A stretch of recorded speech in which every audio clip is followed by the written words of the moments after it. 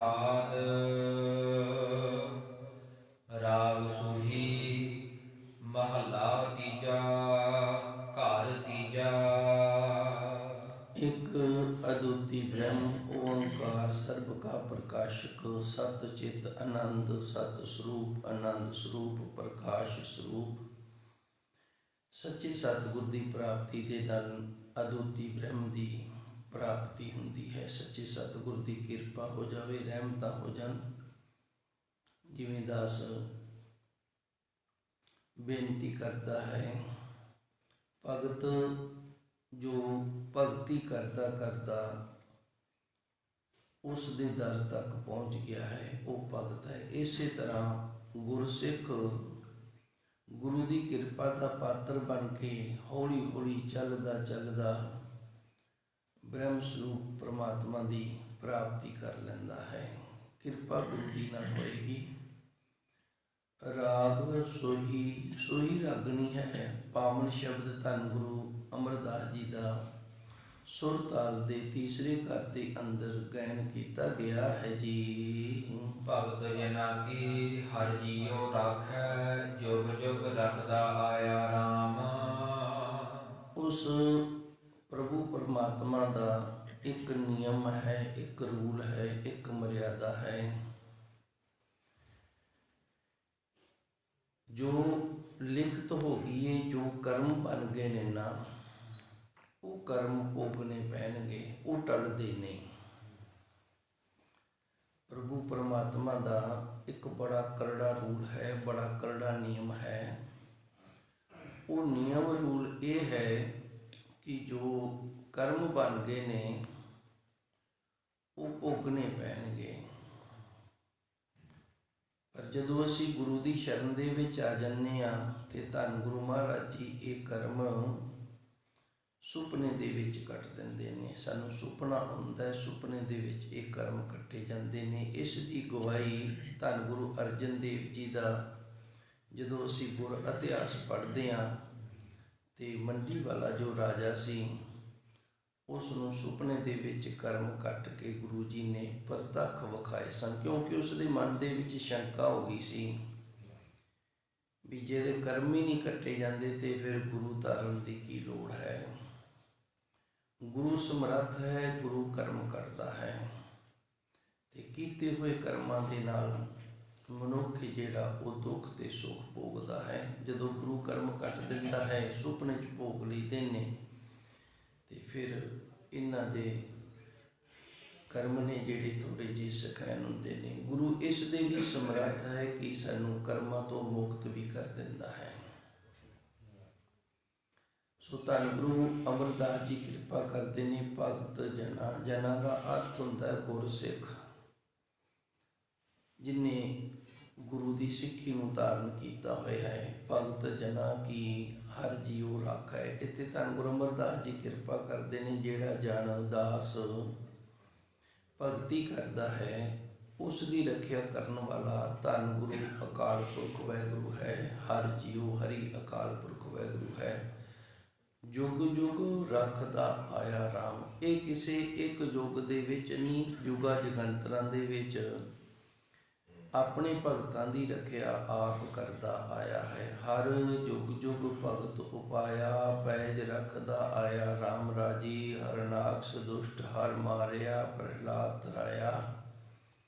ਅਹੰਕਾਰੀਆ ਨਿੰਦਕਾਂ ਪਿੱਠ ਦੇ, ਨਾਮ ਦਿਓ ਮੁਖ ਲਾਇਆ। ਇਸ ਤਰ੍ਹਾਂ ਉਹ ਪ੍ਰਭੂ ਪਰਮਾਤਮਾ ਆਪਣੇ ਭਗਤਾਂ ਦੀ ਰੱਖਿਆ ਕਰਨੀ ਕਰਦਾ ਹੈ, ਜਿਹੜੇ ਉਸ ਦੇ ਨਾਮ ਦੇ ਨਾਲ ਜੁੜਦੇ ਨੇ, ਨਾਮ ਜਪਦੇ ਨੇ, ਉਸ ਦੇ ਨਾਮ ਦੀ ਭਗਤੀ ਕਰਦੇ ਹਨ ਜੀ। ਸੋ ਭਗਤ ਜੋ ਗੁਰਮੁਖ ਹੋਵੈ, ਹਉ ਮੈਂ ਸ਼ਬਦ ਜਲਾਇਆ ਰਾਮ। ਧੰਨ ਗੁਰਬਾਣੀ ਦੇ ਅੰਦਰ ਜਦੋਂ ਅਸੀਂ ਵਿਚਾਰ ਕਰਦੇ ਹਾਂ ਤੇ ਧੰਨ ਗੁਰੂ ਮਹਾਰਾਜ ਜੀ ਸੱਚੇ ਸਤਿਗੁਰ ਦੀ ਪਾਵਨ ਬਾਣੀ ਸਾਨੂੰ ਇਹ ਨਾਲ ਦੀ ਨਾਲ ਹੀ ਦੱਸ ਦਿੰਦੀ ਹੈ। ਵੇਖੋ ਦੱਸਿਆ ਹੈ, ਭਗਤ ਜਨਾ ਕੀ ਹਰ ਜੀਉ ਰਾਖੈ। ਜਿਹੜੇ ਭਗਤ ਨੇ ਉਹਨਾਂ ਦੀ ਹਰੀ ਅਕਾਲ ਪੁਰਖ ਵਾਹਿਗੁਰੂ ਰੱਖਿਆ ਕਰਦਾ ਹੈ। ਜੁਗ ਜੁਗ ਰੱਖਦਾ ਆਇਆ ਰਾਮ, ਤੇ ਜੁਗਾਂ ਜਗੰਤਰਾਂ ਦੇ ਵਿੱਚ ਰੱਖਿਆ ਕਰਦਾ ਆਇਆ ਹੈ। ਹੁਣ ਗੁਰੂ ਜੀ ਦੱਸਦੇ ਨੇ ਭਗਤ ਕੌਣ ਹੈ। ਸੋ ਭਗਤ, ਸੋ ਦਾ ਅਰਥ ਹੁੰਦਾ ਉਹ, ਸੋ ਭਗਤ ਜੋ ਗੁਰਮੁਖ ਹੋਵੇ। ਭਗਤ ਹੋਏ ਜਿਹੜਾ ਗੁਰਮੁਖ ਹੈ। ਤੇ ਗੁਰਮੁਖ ਕੌਣ ਹੈ? ਹਉਮੈ ਸ਼ਬਦ ਜਲਾਇਆ RAM, ਜਿਸ ਨੇ ਆਪਣੇ ਅੰਦਰੋਂ ਹਉਮੈ ਨੂੰ ਨਾਸ਼ ਕਰ ਦਿੱਤਾ ਹੈ। ਜਿਸ ਦੇ ਅੰਦਰ ਹਉਮੈ ਨਹੀਂ ਹੈਗੀ ਉਹ ਭਗਤ ਹੈ, ਉਹ ਗੁਰਮੁਖ ਹੈ। ਜੋ ਜਾਣੇ ਮੈਂ ਕਥ ਨਹੀਂ ਕਰਤਾ। ਧੰਨ ਗੁਰਬਾਣੀ ਕਹਿੰਦੀ ਹੈ, ਜੇ ਕੋ ਆਖੇ ਨਾ ਵੀ ਮੈਂ ਗਿਆਨੀਆਂ ਤੇ ਕਥਾ ਵਿਚਾਰਾਂ ਕਰਦਾ ਵਾਂ, ਇਹ ਹਉਮੈ ਆ ਗਈ ਏ, ਤੇ ਫਿਰ ਉਹਦਾ ਹਾਲ ਕੀ ਹੁੰਦਾ ਹੈ? ਵਪਾਰੀ ਜੋ ਬਸਦਾ ਫਿਰਦਾ। ਜਿਵੇਂ ਇੱਕ ਕੱਟੇ ਖਰੀਦਣ ਵਾਲਾ ਗਲੀਆਂ ਦੇ ਵਿੱਚ ਹੋਕਾ ਦਿੰਦਾ ਫਿਰਦਾ ਹੈ ਨਾ, ਜਾਂ ਕੋਈ ਹੋਰ ਵਪਾਰ ਕਰਨ ਵਾਲਾ ਸਬਜ਼ੀ ਵੇਚਣ ਵਾਲਾ ਦਿੰਦਾ ਫਿਰਦਾ, ਤੇ ਉਹਦੀ ਦਸ਼ਾ ਉਹ ਹੋ ਜਾਣੀ ਹੈ। ਜੋ ਜਾਣੇ ਮੈਂ ਕਥ ਨਹੀਂ ਕਰਤਾ, ਵਪਾਰੀ ਜੋ ਬਸਦਾ ਫਿਰਦਾ। ਧਰਤੀ ਨੂੰ ਬਸਦਾ ਆਖੀਏ, ਇਹਨੂੰ ਸੋਧੀ ਨਹੀਂ ਹੈਗੀ। ਪੱਟੀ ਜੋ, ਲਿਪੀ ਜੋ, ਇਹਨੂੰ ਕੋਈ ਸੋਧੀ ਨਹੀਂ ਹੈਗੀ, ਸੁੰਨ ਹੈ। ਵਪਾਰੀ ਜੋ ਬਸਦਾ ਫਿਰਦਾ। ਜਿਵੇਂ ਧਰਤੀ ਤੇ ਕੋਈ ਵਪਾਰ ਕਰਨ ਵਾਲਾ ਰੌਲਾ ਪਾਉਂਦਾ ਫਿਰਦਾ ਨਾ, ਵੀ ਕਿਸੇ ਦੇ ਘਰੇ ਕੱਟਾ ਤੇ ਵੇਚ ਲਓ, ਜਾਂ ਭਾਈ ਮੈਂ ਸਬਜ਼ੀ ਲੈ ਕੇ, ਆਪਾਂ ਵੇਖਦੇ ਹੀ ਹਾਂ ਗਲੀਆਂ 'ਚ ਹੋਕੇ ਦਿੰਦੇ ਫਿਰਦੇ ਨੇ। ਤੇ ਜਿਵੇਂ ਉਹ ਹੋਕਾ ਦੇਣ ਵਾਲਾ ਨਾ, ਉਸ ਤਰ੍ਹਾਂ ਦੀ ਹਾਲਤ ਉਸ ਕਥਾ ਕਰਨ ਵਾਲੇ ਦੀ ਹੈ ਜਿਸ ਦੇ ਅੰਦਰ ਹਉਮੈ ਆ ਗਈ ਹੈ। ਜੋ ਜਾਣੇ ਮੈਂ ਭਗਤ ਗਿਆਨੀ, ਤੇ ਜੇ ਕੋਈ ਆਪਣੇ ਆਪ ਨੂੰ ਆਖੇ ਨਾ ਵੀ ਮੈਂ ਭਗਤ ਹਾਂ ਤੇ ਮੈਨੂੰ ਉਸ ਪ੍ਰਭੂ ਪਰਮਾਤਮਾ ਦਾ ਗਿਆਨ ਹੈ, ਅੱਗੇ ਠਾਕੁਰ ਤਿਲ ਨਹੀਂ ਮੰਨਣੀ, ਉਹਦੀ ਗੱਲ ਨਹੀਂ ਮੰਨਣੀ ਪਰਮਾਤਮਾ ਨੇ। ਤਿਲ ਰੰਜਕ ਮਾਤਰ ਵੀ, ਭਾਵ ਉਹ ਵੀ ਨਰਕਾਂ ਦੇ ਵਿੱਚ ਜਾਏਗਾ। ਇਸੇ ਤਰ੍ਹਾਂ ਦਾ ਹੀ ਹੈ। ਸੋ ਧੰਨ ਗੁਰੂ ਜੀ ਰਹਿਮਤ ਕਰਦੇ ਨੇ, ਸੋ ਭਗਤ ਜੋ ਗੁਰਮੁਖ ਹੋਵੇ। ਜਿਹੜਾ ਗੁਰਮੁਖ ਹੋ ਗਿਆ ਉਹ ਭਗਤ ਹੈ। ਤੇ ਗੁਰਮੁਖ ਜਿਹੜਾ ਹੋ ਗਿਆ, ਹਉਮੈ ਸ਼ਬਦ ਜਲਾਇਆ RAM, ਹੀ ਰਮੇ ਹੋਏ ਪ੍ਰਭੂ ਪਰਮਾਤਮਾ ਤੇਰੇ ਸ਼ਬਦ ਦੇ ਨਾਲ ਉਹਨੇ ਗੁਰਮੁਖ ਪਿਆਰੇ ਨੇ ਅਭਿਆਸ ਕਰਕੇ, ਨਾਮ ਜਪ ਕੇ ਆਪਣੇ ਅੰਦਰੋਂ ਹਉਮੈ ਦਾ ਨਾਸ਼ ਕਰ ਲਿਆ ਹੈ ਜੀ। ਹਉਮੈ ਸ਼ਬਦ ਜਲਾਇਆ ਮੇਰੇ ਹਰਿ ਭਾਇਆ, ਜਿਸ ਦੀ ਸਾਚੀ ਬਾਣੀ। ਜਦੋਂ ਅਸੀਂ ਸ਼ਬਦ ਦਾ ਅਭਿਆਸ ਕਰਦੇ ਹਾਂ, ਇਹਦੇ ਨਾਲ ਹਉਮੈ ਦਾ ਨਾਸ਼ ਹੁੰਦਾ ਹੈ, ਹਉਮੈ ਸੜ ਜਾਂਦੀ ਹੈ। ਹਉਮੈ ਸ਼ਬਦ ਜਲਾਇਆ, ਸ਼ਬਦ ਨੇ ਹਉਮੈ ਨੂੰ ਨਾਸ਼ ਕਰ ਦੇਣਾ ਹੈ, ਹਉਮੈ ਨੂੰ ਸਾੜ ਦੇਣਾ ਹੈ। ਮੇਰੇ ਹਰਿ ਪਾਇਆ, ਤੇ ਫਿਰ ਉਹ ਹਰੀ ਪਰਮਾਤਮਾ ਨੂੰ ਚੰਗਾ ਲੱਗੇਗਾ, ਨਹੀਂ ਤਾਂ ਚੰਗਾ ਨਹੀਂ ਲੱਗੇਗਾ। ਮੇਰੇ ਹਰਿ ਪਾਇਆ, ਉਹ ਮੇਰੇ ਹਰੀ ਪਰਮਾਤਮਾ ਨੂੰ ਭਾ ਜਾਂਦਾ ਹੈ, ਚੰਗਾ ਲੱਗਦਾ ਹੈ, ਕਿਉਂਕਿ ਉਹ ਹੁਣ ਵਪਾਰੀ ਨਹੀਂ ਰਿਹਾ। ਜਿੱਥੇ ਕੁਝ ਦੇਣਾ ਤੇ ਲੈਣਾ ਹੁੰਦਾ ਨਾ, ਉਹਨੂੰ ਵਪਾਰ ਆਖਦੇ ਨੇ। ਜਿੱਥੇ ਕੇਵਲ ਦੇਣਾ ਹੀ ਦੇਣਾ ਹੁੰਦਾ, ਉਸ ਨੂੰ ਪਿਆਰ ਆਖਦੇ ਨੇ। ਹਉਮੈ ਸ਼ਬਦ ਜਲਾਇਆ ਮੇਰੇ ਹਰਿ ਪਾਇਆ, ਜਿਨ੍ਹਾਂ ਨੇ ਅੰਦਰੋਂ ਹਉਮੈ ਦਾ ਨਾਸ਼ ਕਰ ਲਿਆ ਸ਼ਬਦ ਦੀ ਕਮਾਈ ਦੇ ਨਾਲ, ਉਹਨਾਂ ਦਾ ਜੀਵਨ ਸਫਲ ਹੋ ਗਿਆ, ਕਿਉਂਕਿ ਪ੍ਰਭੂ ਪਰਮਾਤਮਾ ਨੂੰ ਉਹ ਪਾ ਗਏ ਨੇ। ਜਿਸ ਦੀ ਸਾਚੀ ਬਾਣੀ, ਇਹ ਬਾਣੀ ਸੱਚੀ ਕਹਿੰਦੀ ਹੈ ਉਸ ਅਕਾਲ ਪੁਰਖ ਵਾਹਿਗੁਰੂ ਦੀ।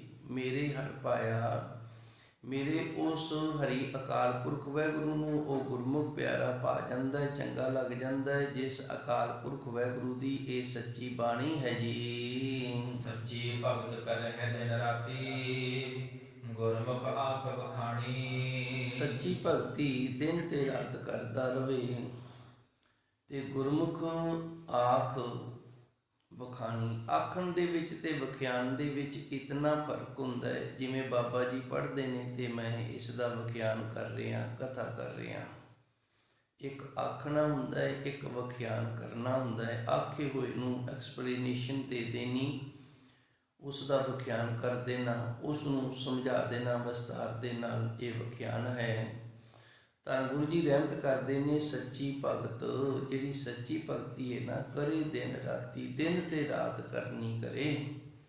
ਗੁਰਮੁਖ ਆਖ ਵਖਾਣੀ, ਜਿਹੜਾ ਗੁਰਮੁਖ ਹੈ ਨਾ, ਉਸ ਪ੍ਰਭੂ ਪਰਮਾਤਮਾ ਦੀ ਸੱਚੀ ਬਾਣੀ ਨੂੰ ਆਖਦਾ ਵੀ ਏ, ਤੇ ਇਸ ਸੱਚੀ ਬਾਣੀ ਦਾ ਵਖਿਆਨ ਵੀ ਕਰਦਾ ਹੈ। ਹੁਣ ਮੈਂ ਇਹਨਾਂ ਦੋਹਾਂ ਤੁਕਾਂ ਦਾ ਸੁਮੇਲ ਕਰਕੇ ਆਪ ਜੀ ਦੀ ਸੇਵਾ ਵਿੱਚ ਹਾਜ਼ਰ ਹੋਵਾਂਗਾ, ਤਾਂ ਕਿ ਆਪ ਜੀ ਨੂੰ ਚੰਗੀ ਤਰ੍ਹਾਂ ਗੱਲ ਦੀ ਸਮਝ ਆ ਜਾਵੇ। ਹਉਮੈ ਸ਼ਬਦ ਜਲਾਇਆ, ਹਉਮੈ ਹੈ ਮਨੁੱਖ ਦੇ ਅੰਦਰ ਤੇ ਇਸ ਨੂੰ ਬੜਾ ਵੱਡਾ ਰੋਗ ਆਖਿਆ ਹੈ। ਹਉਮੈ ਦੀਰਘ ਰੋਗ ਹੈ, ਬੜਾ ਵੱਡਾ ਰੋਗ ਹੈ। ਤੇ ਭਾਈ ਗੁਰਦਾਸ ਜੀ ਕਹਿੰਦੇ ਨੇ, ਵਾਹਿਗੁਰੂ ਗੁਰਮੰਤਰ ਹੈ ਜਪ ਹਉਮੈ ਕੋਈ। ਭਾਈ ਗੁਰਦਾਸ ਜੀ ਨੇ ਵਾਰਾਂ ਦੇ ਵਿੱਚ ਦਰਜ ਕੀਤਾ ਹੈ ਕਿ ਵਾਹਿਗੁਰੂ ਗੁਰੂ ਦਾ ਬਖਸ਼ਿਆ ਹੋਇਆ ਗੁਰਮੁਖਾਂ ਨੂੰ ਇਹ ਮੰਤਰ ਦਿੱਤਾ ਹੋਇਆ ਹੈ ਤੇ ਇਸ ਮੰਤਰ ਦਾ ਅਭਿਆਸ ਕਰਕੇ ਗੁਰਮੁਖ ਪਿਆਰੇ ਆਪਣੇ ਅੰਦਰੋਂ ਹਉਮੈ ਦਾ ਨਾਸ਼ ਕਰ ਲੈਂਦੇ ਨੇ। ਤੇ ਹਉਮੈ ਕੀ ਹੈ? ਇਤਨਾ ਵੱਡਾ ਰੋਗ, ਇਤਨੀ ਵੱਡੀ ਬਿਮਾਰੀ ਕਿ ਗੁਰੂ ਮਹਾਰਾਜ ਜੀ ਨੇ ਇਹ ਦੱਸ ਦਿੱਤਾ ਹੈ, ਜੋ ਜਾਣੇ ਮੈਂ ਭਗਤ ਗਿਆਨੀ ਆਗੇ ਠਾਕੁਰ ਤਿਲ ਨਹੀਂ ਮੰਨਣੀ, ਉਹਦੀ ਗੱਲ ਹੀ ਨਹੀਂ ਮੰਨਣੀ। ਜੋ ਜਾਣੇ ਮੈਂ ਕੁਛ ਨਹੀਂ ਕਰਤਾ, ਜੇ ਕੋ ਆਖੇ ਨਾ ਮੈਂ ਬੜਾ ਵੱਡਾ ਗਿਆਨੀ ਬਣ ਗਿਆ ਤੇ ਕਥਾ ਵਿਚਾਰਾਂ ਕਰਦਾ ਹਾਂ। ਵਪਾਰੀ ਜੋ ਬਸਦਾ ਫਿਰਦਾ, ਤੇ ਵੇਖ ਲਾ ਭਾਈ ਜਿਵੇਂ ਦੂਜੇ ਵਪਾਰੀ ਫਿਰਦੇ ਨੇ ਇਵੇਂ ਤੂੰ ਹੈ। ਜਿਹੜਾ ਹਾਲ ਉਹਨਾਂ ਦਾ ਹੋਏਗਾ ਉਹੀ ਤੇਰਾ ਹੋਣਾ, ਤੇਰੇ ਵਿੱਚ ਤੇ ਉਹਨਾਂ 'ਚ ਜ਼ਿਆਦਾ ਫਰਕ ਨਹੀਂ ਰਿਹਾ। ਇਹ ਹਉਮੈ ਹੈ। ਹਉਮੈ ਸ਼ਬਦ ਜਲਾਇਆ ਵਾਹਿਗੁਰੂ ਦੇ ਗੁਰਮੰਤਰ ਦੇ ਅਭਿਆਸ ਦੇ ਨਾਲ ਜਿਨ੍ਹਾਂ ਨੇ ਇਸ ਦਾ ਨਾਸ਼ ਕਰ ਲਿਆ, ਮੇਰੇ ਹਰ ਪਾਇਆ ਉਹ ਮੇਰੇ ਵਾਹਿਗੁਰੂ ਨੂੰ ਚੰਗੇ ਲੱਗ ਗਏ ਨੇ। ਜਿਸ ਦੀ ਸਾਚੀ ਬਾਣੀ, ਜਿਹੜੀ ਮੇਰੇ ਵਾਹਿਗੁਰੂ ਅਕਾਲ ਪੁਰਖ ਦੀ ਇਹ ਸੱਚੀ ਤੁਰ ਤੋਂ ਆਈ ਬਾਣੀ ਹੈ। ਸੱਚੀ ਭਗਤ ਕਰੇ ਦਿਨ ਰਾਤੀ, ਗੁਰਮੁਖ ਪਿਆਰੇ ਵਾਹਿਗੁਰੂ ਦਾ ਜੋ ਅਭਿਆਸ ਕਰਦੇ ਨੇ ਇਹ ਸੱਚੀ ਭਗਤੀ ਹੈ ਤੇ ਦਿਨ ਰਾਤ ਇਹਨੂੰ ਕਰਦੇ ਰਹਿੰਦੇ ਨੇ। ਗੁਰਮੁਖ ਆਖ ਵਖਾਣੀ, ਤੇ ਗੁਰਮੁਖ ਨੇ ਜਿਹੜੇ ਇਸ ਸੱਚੀ ਬਾਣੀ ਨੂੰ ਆਖ ਭਾਵ ਆਖਦੇ ਵੀ ਨੇ, ਪੜ੍ਹਦੇ ਵੀ ਨੇ ਤੇ ਵਖਾਣੀ ਇਸ ਦਾ ਵਿਖਿਆਨ ਵੀ ਕਰਦੇ ਹਨ। ਭਗਤਾ ਕੀ ਚਾਲ ਸੱਚੀ ਅਤ ਨਿਰਮਲ, ਨਾਮ ਸੱਚਾ ਮਨ ਭਾਇਆ। ਅੱਗੇ ਹੋਰ ਭਗਤਾਂ ਦੀ ਵਡਿਆਈ ਕਰਦੇ ਹੋਏ ਗੁਰੂ ਮਹਾਰਾਜ ਜੀ ਨੇ ਇਹਨਾਂ ਮਰਿਆਦਾ ਨੇ, ਜੇ ਅਸੀਂ ਗੌਰ ਨਾਲ ਵੇਖੀਏ ਨਾ, ਇੱਕ ਭਗਤ ਦੀ ਕੀ ਮਰਿਆਦਾ ਹੈ ਇਹ ਗੁਰੂ ਜੀ ਦੱਸਦੇ ਨੇ। ਭਗਤ ਦੀ ਮਰਿਆਦਾ ਇਹ ਕਿ ਉਸਨੇ ਨਾਮ ਦਾ ਅਭਿਆਸ ਕਰਕੇ ਆਪਣੇ ਅੰਦਰੋਂ ਹਉਮੈ ਦਾ ਨਾਸ਼ ਕਰਨਾ ਹੈ। ਭਗਤ ਨੇ ਦਿਨ ਤੇ ਰਾਤ ਨਾਮ ਦੀ ਭਗਤੀ ਕਰਦੀ ਰਹਿਣੀ ਹੈ ਤੇ ਗੁਰਬਾਣੀ ਨੂੰ ਪੜ੍ਹਨਾ ਹੈ ਤੇ ਗੁਰਬਾਣੀ ਦੀਆਂ ਵਿਚਾਰਾਂ ਕਰਨੀਆਂ ਨੇ। ਭਗਤਾਂ ਕੀ ਚਾਲ ਸੱਚੀ, ਇਹ ਹੁਣ ਦੁਨਿਆਵੀ ਤੋਰ ਆ ਗਈ ਹੈ। ਚਾਲ, ਅਸੀਂ ਸੰਸਾਰ ਦੇ ਵਿੱਚ ਚੱਲ ਰਹੇ ਹਾਂ। ਚਾਲ ਦਾ ਅਰਥ ਹੁੰਦਾ ਚੱਲਣਾ। ਅਸੀਂ ਸੰਸਾਰ ਦੇ ਵਿੱਚ ਚੱਲ ਰਹੇ ਹਾਂ। ਜੇ ਨਹੀਂ ਸਮਝ ਹੋਈ ਤੇ ਚੱਲਦਾ ਚੱਲਦਾ ਨਾ 9 ਫਰਵਰੀ ਵਾਲੇ ਦਿਨ ਮੈਂ 60 ਸਾਲ ਦਾ ਹੋ ਗਿਆ ਸੀ। ਮੇਰੀ 60 ਸਾਲ ਦੀ ਉਮਰ 9 ਫਰਵਰੀ ਵਾਲੇ ਦਿਨ ਹੋ ਗਈ ਸੀ। 60 ਸਾਲ ਹੋ ਗਏ ਨੇ ਮੈਨੂੰ ਚੱਲਦੇ ਨੂੰ, ਮੇਰਾ ਸਰੀਰ ਚੱਲ ਰਿਹਾ ਹੈ।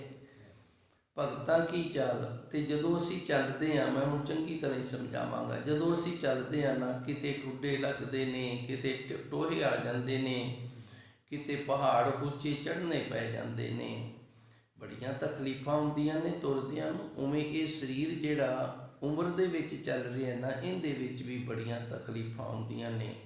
ਕਿਤੇ ਪਰਿਵਾਰਿਕ ਤਕਲੀਫ ਆ ਗਈ, ਕਿਤੇ ਸੰਸਾਰਿਕ ਤਕਲੀਫ ਆ ਗਈ, ਕਿਤੇ ਮਾਇਕੀ ਤਕਲੀਫ ਆ ਗਈ, ਕਿਤੇ ਹੋਰ ਕਿਸੇ ਪ੍ਰਕਾਰ ਦੀ ਰੋਜ਼ਗਾਰ ਦੀ ਤਕਲੀਫ ਆ ਗਈ, ਕੰਮ ਧੰਦਾ ਨਹੀਂ ਮਿਲਿਆ, ਇਹ ਤਕਲੀਫਾਂ ਨੇ। ਇਹ ਸਰੀਰ ਤੁਰਦਾ ਤੁਰਦਾ ਅੱਜ 60 ਸਾਲ ਦਾ ਹੋ ਗਿਆ ਹੈ ਤੇ 1 ਤੋਂ ਲੈ ਕੇ 60 ਸਾਲ ਦੀ ਉਮਰ ਦੇ ਵਿੱਚ ਗੁਰੂ ਮਹਾਰਾਜ ਜੀ ਰਹਿਮਤ ਕਰਦੇ ਨੇ। ਭਗਤਾਂ ਕੀ ਚਾਲ ਸੱਚੀ, ਕੇਵਲ ਸੱਚ ਨੂੰ ਹੀ ਕਮਾਇਆ ਇਹਨਾਂ ਨੇ।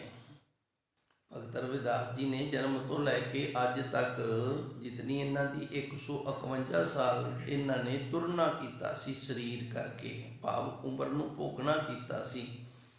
151 ਸਾਲ ਦੀ ਉਮਰ ਦੇ ਵਿੱਚ ਇਹਨਾਂ ਨੇ ਜਿਹੜੀ ਚਾਲ ਚੱਲੀ ਸੀ ਨਾ ਜੀਵਨ ਦੀ, ਉਹ ਸੱਚੀ ਚੱਲੀ ਸੀ। ਕਿਸੇ ਨਾਲ ਝੂਠ ਨਹੀਂ ਸੀ ਬੋਲਦੇ, ਕਿਸੇ ਨਾਲ ਧੋਖਾਧੜੀ ਨਹੀਂ ਸਨ ਕਰਦੇ, ਹੋਰ ਕਿਸੇ ਤਰ੍ਹਾਂ ਦੀਆਂ ਅਨੇਕ ਪ੍ਰਕਾਰ ਦੀਆਂ ਬੁਰਾਈਆਂ ਨੇ। ਸਾਰੀਆਂ ਬੁਰਾਈਆਂ ਤੋਂ ਜਦੋਂ ਮਨੁੱਖ ਬਚ ਜਾਂਦਾ ਤੇ ਫਿਰ ਉਹਦੀ ਸਰੀਰ ਦੀ ਜਿਹੜੀ ਚਾਲ ਹੈ ਨਾ, ਇਹ ਸੱਚੀ ਹੋ ਜਾਂਦੀ ਹੈ। ਜੇ ਹੁਣ ਅਸੀਂ ਆਖੀਏ ਇੰਜਨ ਚੱਲਦਾ ਹੈ ਤੇ ਇੰਜਨ ਚੱਲਦਾ ਕੇਵਲ ਟਰੈਕਟਰ ਬਣਿਆ ਤੇ ਉਹ ਟਰੈਕਟਰ ਨੂੰ ਚਲਾ ਰਿਹਾ, ਨਹੀਂ, ਉਹਦੇ ਵਿੱਚ ਬੜੇ ਪੁਰਜੇ ਚੱਲਦੇ ਨੇ। ਕੋਈ ਇਸ ਤਰ੍ਹਾਂ ਦਾ ਪੁਰਜਾ ਹੈ ਉਹ ਚੱਲਦਾ ਹੈ ਤੇ ਟਰੈਕਟਰ ਨੂੰ ਤੇਲ ਮਿਲਦਾ ਹੈ। ਕੋਈ ਇਸ ਤਰ੍ਹਾਂ ਦਾ ਪੁਰਜਾ ਹੈ, ਉੱਥੋਂ ਹਵਾ ਵੀ ਲੈਂਦਾ ਟਰੈਕਟਰ। ਕੋਈ ਇਸ ਤਰ੍ਹਾਂ ਦਾ ਪੁਰਜਾ ਹੈ, ਉੱਥੋਂ ਮਗਲੈਲ ਵੀ ਚੱਕ ਕੇ ਸਾਰੇ ਜੋੜਾਂ ਨੂੰ ਦਿੰਦਾ ਹੈ। ਇਹ ਹੁਣ ਇੱਕ ਪੁਰਜੇ ਨਾਲ ਥੋੜ੍ਹੀ ਬਣਿਆ। ਉਵੇਂ ਜਿਵੇਂ ਸਾਡੇ ਜੀਵਨ ਦੇ ਅਨੇਕ ਪ੍ਰਕਾਰ ਦੇ ਕਿਰਿਆ ਕਰਮ ਨੇ, ਜਿਹੜੇ ਅਸੀਂ ਜੀਵਨ ਦੇ ਵਿੱਚ ਕਰਦੇ ਹਾਂ, ਉਹਨਾਂ ਸਾਰਿਆਂ ਦੇ ਵਿੱਚ ਜੇ ਅਸੀਂ ਸੱਚੇ ਹੋ ਗਏ ਹਾਂ ਤੇ ਫਿਰ ਅਸੀਂ ਸੱਚੀ ਚਾਲ ਨੂੰ ਚੱਲਣਾ ਕੀਤਾ ਹੈ। ਭਗਤਾਂ ਕੀ ਚਾਲ ਸੱਚੀ ਅਤ ਨਿਰਮਲ। ਸੱਚੀ ਕਿੰਨੀ ਕੁ ਹੈ? ਅਤ ਨਿਰਮਲ, ਬੜੀ ਪਵਿੱਤਰ ਹੈ। ਨਿਰਮਲ ਦਾ ਅਰਥ ਹੁੰਦਾ ਪਵਿੱਤਰ, ਅਤ ਦਾ ਅਰਥ ਹੈ ਅਤ ਸੇ ਕਰਕੇ, ਭਾਵ ਜਿਹੜੀ ਬਹੁਤ ਹੀ ਜ਼ਿਆਦਾ ਹੋਵੇ ਉਹਦੇ ਨਾਲ ਅਤ ਸ਼ਬਦ ਜਿਹੜਾ ਇਹ ਲਾਇਆ ਗਿਆ ਹੈ। ਭਗਤਾਂ ਕੀ ਚਾਲ ਸੱਚੀ ਅਤ ਨਿਰਮਲ। ਭਗਤਾਂ ਦੀ ਜਿਹੜੀ ਮਾਣ ਮਰਿਆਦਾ ਨਾ ਜੀਵਨ ਜਿਉਣ ਦੀ, ਇਹ ਬੜੀ ਸੱਚੀ ਹੈ ਤੇ ਬੜੀ ਪਵਿੱਤਰ ਹੈ। ਸੱਚੀ ਕਿੰਨੀ ਕੁ ਹੈ? ਬੜੀ ਪਵਿੱਤਰ ਹੈ। ਨਾਮ ਸੱਚਾ ਮਨ ਪਾਇਆ। ਉਸ ਪ੍ਰਭੂ ਪਰਮਾਤਮਾ ਦਾ ਨਾਮ ਸੱਚਾ ਭਗਤਾਂ ਦੇ ਮਨ ਦੇ ਵਿੱਚ ਪਾ ਜਾਂਦਾ ਹੈ। ਜਿਹੜੀ ਗੱਲ ਮਨ ਨੂੰ ਚੰਗੀ ਲੱਗ ਗਈ ਨਾ, ਮਨ ਫਿਰ ਉਹਨੂੰ ਛੱਡਦਾ ਨਹੀਂ। ਜਿਹੜੀ ਗੱਲ ਮਨ ਨੂੰ ਭਾ ਗਈ ਤੇ ਮਨ ਉਹਨੂੰ ਛੱਡਦਾ ਨਹੀਂ। ਅਸੀਂ ਵੇਖਦੇ ਹਾਂ ਚੋਰ ਹੁੰਦਾ ਹੈ, ਉਹ ਚੋਰੀ ਕਰਦਾ ਹੈ ਤੇ ਉਹਨੂੰ ਨਾ ਪੁਲਿਸ ਵਾਲੇ ਬੜਾ ਕੁੱਟਦੇ ਨੇ, ਫਿਰ ਕਿਉਂ ਚੋਰੀ ਛੱਡ ਦਿੰਦਾ? ਨਹੀਂ ਛੱਡਦਾ, ਦੁਬਾਰੇ ਫਿਰ ਕਰ ਲੈਂਦਾ ਹੈ, ਫਿਰ ਉਹੀ ਹਾਲ ਫਿਰ ਕਰ ਲੈਂਦਾ ਹੈ, ਕਿਉਂਕਿ ਉਹਦੇ ਮਨ ਨੂੰ ਇਹ ਗੱਲ ਪਾ ਗਈ ਹੈ, ਇਹ ਉਹਦੀ ਆਦਤ ਬਣ ਗਈ ਹੈ। ਇੱਕ ਹੈ ਤਾਂ ਮਨਮੁਖ ਜਿਹੀ ਹੈ, ਪਰ ਗੱਲ ਮੇਰੇ ਸਾਹਮਣੇ ਆ ਗਈ ਹੈ।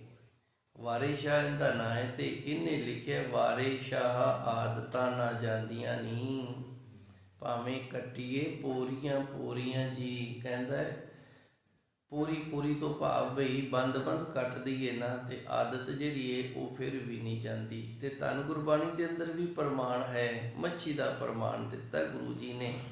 ਮੈਨੂੰ ਥੋੜ੍ਹੀਆਂ ਜਿਹੀਆਂ ਤੁਕਾਂ ਵੀ ਸਰ ਗਈਆਂ ਨੇ। ਉੱਥੇ ਗੁਰੂ ਜੀ ਰਹਿਮਤ ਕਰਦੇ ਨੇ ਕਿ ਮੱਛੀ ਏ ਉਹਨੂੰ ਭਾਈ ਲਿਆਂਦਾ ਏ ਤੇ ਉਹਨੂੰ ਵੱਢ ਟੁੱਕ ਕੇ ਰਿੰਨ ਕੇ ਖਾਧਾ। ਜਿਹਨੇ ਖਾਧਾ ਨਾ ਉਹਨੂੰ ਸਰਾਣੇ ਪਾਣੀ ਰੱਖਣਾ ਪਏਗਾ, ਕਿਉਂਕਿ ਮੱਛੀ ਦਾ ਜੀਵਨ ਹੈ ਜਿਹੜਾ ਉਹ ਪਾਣੀ ਵਾਲਾ ਹੈ ਤੇ ਉਹਨੇ ਅੰਦਰ ਗਈ ਨੇ ਵੀ ਪਾਣੀ ਮੰਗੀ ਜਾਣਾ ਹੈ। ਉਹਦੀ ਫਿਤਰਤ ਬਣ ਗਈ ਹੈ ਨਾ ਮੱਛੀ ਦੀ, ਪਾਣੀ ਦੇ ਵਿੱਚ ਰਹਿਣ ਦੀ। ਤੇ ਇਹਦੇ ਨਾਲ ਕੁਦਰਤੀ ਫਿਰ ਜਦੋਂ ਸਾਡੇ ਸਰੀਰ ਦੇ ਇਹ ਹਿੱਸਾ ਬਣਦੀ ਹੈ ਤੇ ਪਿਆਸ ਜ਼ਿਆਦਾ ਲੱਗਦੀ ਹੈ, ਇਹ ਮਨ ਨੂੰ ਪਾ ਜਾਂਦੀ ਹੈ। ਇਸ ਤਰ੍ਹਾਂ ਭਗਤਾਂ ਕੀ ਚਾਲ ਸੱਚੀ ਅਤ ਨਿਰਮਲ, ਨਾਮ ਸੱਚਾ ਮਨ ਪਾਇਆ। ਜਿਹੜੇ ਭਗਤ ਨੇ ਉਹਨਾਂ ਦੇ ਮਨ ਦਾ ਹਿੱਸਾ ਬਣ ਗਿਆ ਪ੍ਰਭੂ ਪਰਮਾਤਮਾ ਦਾ ਸੱਚਾ ਨਾਮ, ਜਿਸ ਕਰਕੇ ਉਹਨਾਂ ਨੂੰ ਪਾ ਗਿਆ ਹੈ ਜੀ। ਨਾਨਕ ਭਗਤ ਸੁਖ ਹੈ ਦਰ ਸਾਚੈ, ਜਿਨੀ ਸੱਚੋ ਸੱਚ ਕਮਾਇਆ। ਧੰਨ ਗੁਰੂ ਜੀ ਰਹਿਮਤ ਕਰਦੇ ਨੇ, ਭਗਤ ਸੱਚੇ ਸਤਿਗੁਰ ਦੇ ਦਰ ਤੇ ਨਾ ਬੜੇ ਸੋਹਣੇ ਲੱਗਦੇ ਨੇ। ਸੁਖ ਹੈ ਦਾ ਅਰਥ ਹੈ ਸੋਹਣੇ ਲੱਗਣੇ, ਸੋਭਨੀ ਕੋਣਾ। ਪ੍ਰਭੂ ਪਰਮਾਤਮਾ ਦੇ ਦਰ ਤੇ ਭਗਤ ਬੜੇ ਸੋਹਣੇ ਲੱਗਦੇ ਨੇ। ਦਰ ਸਾਚੇ ਜਿਨੀ ਸੱਚੋ ਸੱਚ ਕਮਾਇਆ। ਹੁਣ ਜੀਵਨ ਦੇ ਵਿੱਚ ਜਿਨ੍ਹਾਂ ਨੇ ਸੱਚੋ ਸੱਚ, ਸੱਚ ਤੋਂ ਵੀ ਸੱਚ, ਸੱਚੋ ਸੱਚ ਦਾ ਅਰਥ ਹੁੰਦਾ ਸੱਚ ਤੋਂ ਵੀ ਸੱਚ। ਜਿਨੀ ਸੱਚੋ ਸੱਚ ਕਮਾਇਆ, ਜਿਨ੍ਹਾਂ ਨੇ ਇਸ ਜੀਵਨ ਦੇ ਵਿੱਚ ਸੱਚ ਤੋਂ ਵੀ ਸੱਚ ਦੀ ਕਮਾਈ ਕੀਤੀ ਹੈ, ਸੱਚ ਤੋਂ ਸੱਚਾ ਕੰਮ ਕੀਤਾ ਹੈ, ਉਹ ਗੁਰਮੁਖ ਪਿਆਰੇ ਭਗਤ ਹੋ ਗਏ ਨੇ ਤੇ ਪ੍ਰਭੂ ਪਰਮਾਤਮਾ ਦੇ ਦਰ ਤੇ ਬੜੇ ਸੋਹਣੇ ਲੱਗਦੇ ਹਨ ਜੀ। ਹਰ ਭਗਤਾ ਕੀ ਜਾਤ ਪਤ ਹੈ, ਭਗਤ ਹਰ ਕੈ ਨਾਮ ਸਮਾਣੇ ਰਾਮ। ਧੰਨ ਗੁਰੂ ਜੀ ਰਹਿਮਤ ਕਰਦੇ ਨੇ, ਭਗਤਾਂ ਦਾ ਜੀਵਨ ਇਸ ਤਰ੍ਹਾਂ ਦਾ ਹੋ ਜਾਂਦਾ ਹੈ ਕਿ ਉਹਨਾਂ ਦਾ ਨਾਮ ਜਪਣਾ ਜਿਹੜਾ ਉਹ ਜਾਤ ਬਣ ਗਈ ਹੈ ਤੇ ਨਾਮ ਜਪਣਾ ਉਹੀ ਫਿਰ ਉਹਨਾਂ ਦੀ ਪੱਤ ਬਣ ਗਈ। ਪੱਤ ਦਾ ਅਰਥ ਹੁੰਦਾ ਇੱਜ਼ਤ, ਤੇ ਜਾਤ ਜਿਹੜੀ ਇਹ ਸਮਾਜ ਜਾਤਾਂ ਦੇ ਵਿੱਚ ਵੰਡਿਆ। ਕੋਈ ਕਹਿੰਦਾ ਮੈਂ ਬ੍ਰਾਹਮਣ ਹਾਂ, ਕੋਈ ਕਹਿੰਦਾ ਮੈਂ ਜੱਟ ਹਾਂ, ਕੋਈ ਕਹਿੰਦਾ ਮੈਂ ਕੁਝ ਹੋਰ ਹਾਂ, ਬਾਣੀਆਂ ਹਾਂ। ਇਹ ਜਾਤਾਂ ਨੇ, ਕੋਈ ਕਿਸੇ ਤਰ੍ਹਾਂ ਦੀ ਜਾਤ ਹੈ, ਕੋਈ ਕਿਸੇ ਤਰ੍ਹਾਂ ਦੀ ਜਾਤ ਹੈ। ਤੇ ਅਸੀਂ ਆਪਣੀ ਜਾਤ ਨੂੰ ਨਾ ਵੱਡਿਆ ਕਰਕੇ ਦੂਜਿਆਂ ਦੇ ਸਾਹਮਣੇ ਪੇਸ਼ ਕਰਦੇ ਹਾਂ। ਤੇ ਭਗਤ ਨੇ ਜਿਹੜੇ ਉਹ ਆਪਣੀ ਜਾਤ ਨੂੰ ਨਹੀਂ ਅੱਗੇ ਪੇਸ਼ ਕਰਦੇ, ਉਸ ਪ੍ਰਭੂ ਪਰਮਾਤਮਾ ਦੇ ਨਾਮ ਨੂੰ ਅੱਗੇ ਪੇਸ਼ ਕਰਦੇ ਨੇ। ਇਸ ਤਰ੍ਹਾਂ ਭਗਤਾਂ ਦੀ ਉਹ ਜਾਤ ਹੈ ਜਿਹੜੀ ਉਹ ਨਾਮ ਬਣ ਗਈ ਹੈ ਪਤ। ਅਸੀਂ ਆਪਣੀ ਇੱਜ਼ਤ ਦੇ ਲਈ ਨਾ ਕਰਜ਼ਈ ਹੋ ਜਾਂਦੇ ਹਾਂ, ਅਸੀਂ ਆਪਣੀ ਇੱਜ਼ਤ ਦੇ ਲਈ ਕਰਜ਼ਈ ਹੋ ਜਾਂਦੇ ਹਾਂ, ਕਰਜ਼ਾ ਲੈ ਲੈਂਦੇ ਹਾਂ। ਮੈਂ ਆਪਣੀ ਹੱਡ ਬੀਤੀ ਦੱਸ ਦਿੰਦਾ। ਗੁਰੂ ਨੇ ਕਿਰਪਾ ਕੀਤੀ ਸੀ, ਰਹਿਮਤ ਕੀਤੀ ਸੀ, ਬੱਚੀ ਆਈ ਹੋਈ ਸੀ, ਉਹਨੂੰ ਪੁੱਤਰ ਦੀ ਦਾਤ ਬਖਸ਼ਿਸ਼ ਕੀਤੀ ਤੇ ਫਿਰ ਭਾਈ ਵਿਦਿਆ ਕਰਨਾ ਸੀ, ਵਿਦਾਇਗੀ ਕਰਨੀ ਸੀ। ਉਹਦਾ ਆਪ ਦਾ ਘਰ ਸੀ, ਜਾਣਾ ਸੀ। ਤੇ ਜਦੋਂ ਜਾਣ ਲੱਗੇ ਤੇ ਮੇਰੇ ਅੱਗੇ ਇੱਕ ਲਿਸਟ ਜੀ ਰੱਖ ਦਿੱਤੀ, ਆਹ ਵੀ ਚਾਹੀਦਾ, ਆਹ ਵੀ ਚਾਹੀਦਾ, ਆਹ ਵੀ ਚਾਹੀਦਾ। ਮੈਂ ਕਿਹਾ ਜੀ ਇਹਨਾਂ ਦੀ ਕੀ ਲੋੜ ਹੈ? ਕਹਿੰਦੇ ਆਪਣੀ ਪੱਤ ਨਹੀਂ ਰਹਿੰਦੀ, ਇੱਜ਼ਤ ਨਹੀਂ ਰਹਿੰਦੀ। ਬਸ ਇਸ ਤਰ੍ਹਾਂ ਹੁਣ ਤੁਸੀਂ ਸਾਰੇ ਸਮਝ ਲਓ। ਹਰ ਭਗਤਾਂ ਕੀ ਜਾਤ ਪਤ ਹੈ। ਹੁਣ ਭਗਤ ਨੇ ਨਾ ਜਿਹੜੇ, ਉਹ ਇਸ ਤਰ੍ਹਾਂ ਦੀ ਜਾਤ ਪਾਤ ਹੈ ਨਾ ਜਿਹੜੀ ਇਹਨੂੰ ਸਮਝਦੇ ਨਹੀਂ। ਉਹਨਾਂ ਦੀ ਪਤ ਪ੍ਰਭੂ ਪਰਮਾਤਮਾ ਦਾ ਨਾਮ ਹੈ। ਉਹਨਾਂ ਨੇ ਨਾਮ ਨੂੰ ਹੀ ਵੱਡੀ ਇੱਜ਼ਤ ਸਮਝਣਾ ਹੈ। ਪੈਸੇ ਤੇ ਦੇਣ ਲੈਣ ਵਾਲੀਆਂ ਜਿਹੜੀਆਂ ਚੀਜ਼ਾਂ ਨੇ ਨਾ, ਇਸ ਨੂੰ ਵੱਡਾ ਨਹੀਂ ਸਮਝਦੇ ਉਹ। ਹਰ ਭਗਤਾਂ ਕੀ ਜਾਤ ਪਤ ਹੈ। ਇਸ ਤਰ੍ਹਾਂ ਭਗਤ ਨੇ ਜਿਹੜੇ, ਉਹ ਨਾ ਜਾਤੀ ਅਪਮਾਨ ਕਰਦੇ ਨੇ ਤੇ ਨਾ ਹੀ ਆਪਣੀ ਪੱਤ ਦੀ ਪਰਵਾਹ ਕਰਦੇ ਨੇ। ਕੇਵਲ ਤੇ ਕੇਵਲ ਉਸ ਪ੍ਰਭੂ ਪਰਮਾਤਮਾ ਦੇ ਲੜ ਦੇ ਨਾਲ ਜੁੜੇ ਰਹਿੰਦੇ ਨੇ, ਲੜ ਦੇ ਨਾਲ ਲੱਗੇ ਰਹਿੰਦੇ ਨੇ। ਕਹਿਣ ਤੋਂ ਭਾਵ ਵੀ ਆਪਣੀ ਇੱਜ਼ਤ ਰੱਖਣ ਦੇ ਲਈ ਨਾ ਉਹ ਕਿਤੋਂ ਚੋਰੀ ਠੱਗੀ ਕਰਕੇ ਤੇ ਪਰਿਵਾਰ ਨੂੰ ਕੁਝ ਨਹੀਂ ਲਿਆ ਕੇ ਦਿੰਦੇ ਵੀ ਲੈ ਹੁਣ ਤੁਸੀਂ ਇਹਦੇ ਨਾਲ ਜੋ ਮਰਜ਼ੀ ਬਣਾ ਲਓ, ਵਰਤ ਲਓ ਤੁਸੀਂ। ਜਿਵੇਂ ਮੈਂ ਕਿਤੋਂ ਠੱਗੀ ਠੁੱਗੀ ਮਾਰ ਕੇ ਲਿਜਾ ਕੇ ਆਪਣੇ ਪਰਿਵਾਰ ਨੂੰ ਦੇ ਦਿੰਦਾ ਵੀ ਲਓ ਤੁਸੀਂ ਆਪਣੀ ਇੱਜ਼ਤ ਰੱਖ ਲਓ, ਮੇਰੀ ਇੱਜ਼ਤ ਰੱਖ ਲਓ, ਤੇ ਉਹ ਠੱਗੀ ਤਾਂ ਵੱਜ ਗਈ ਸੀ ਨਾ, ਗੁਨਾਹ ਹੋ ਗਿਆ ਸੀ ਨਾ। ਉਹ ਇਸ ਤਰ੍ਹਾਂ ਨਹੀਂ ਕਰਦੇ। ਮੇਰੇ ਖਿਆਲ ਹੁਣ ਗੱਲ ਦੀ ਸਮਝ ਆ ਗਈ ਹੋਣੀ ਹੈ। ਹਰ ਭਗਤਾਂ ਕੀ ਜਾਤ ਪਤ ਹੈ। ਪ੍ਰਭੂ ਪਰਮਾਤਮਾ ਦਾ ਨਾਂ ਹੀ ਹੈ ਸਾਰਾ ਉਹਨਾਂ ਵਾਸਤੇ। ਭਗਤ ਹਰ ਕੈ, ਭਗਤ ਨੇ ਜਿਹੜੇ ਉਹ ਹਰੀ ਅਕਾਲ ਪੁਰਖ ਵਾਹਿਗੁਰੂ ਦੇ ਨਾਮ ਸਮਾਣੇ ਰਾਮ, ਉਹਦੇ ਨਾਮ ਦੇ ਵਿੱਚ ਸਮਾਏ ਰਹਿੰਦੇ ਨੇ। ਇਹ ਜਿਹੜਾ ਨਾਮ ਦੇ ਵਿੱਚ ਸਮਾਇਆ ਰਹਿਣਾ ਨਾ, ਇਹ ਅੰਤਰਮੁਖ ਬਿਰਤੀ ਹੁੰਦੀ ਹੈ ਮਨੁੱਖ ਦੀ। ਮਨੁੱਖ ਦੀ ਬਿਰਤੀ ਹੁੰਦੀ ਹੈ ਅੰਤਰਮੁਖ।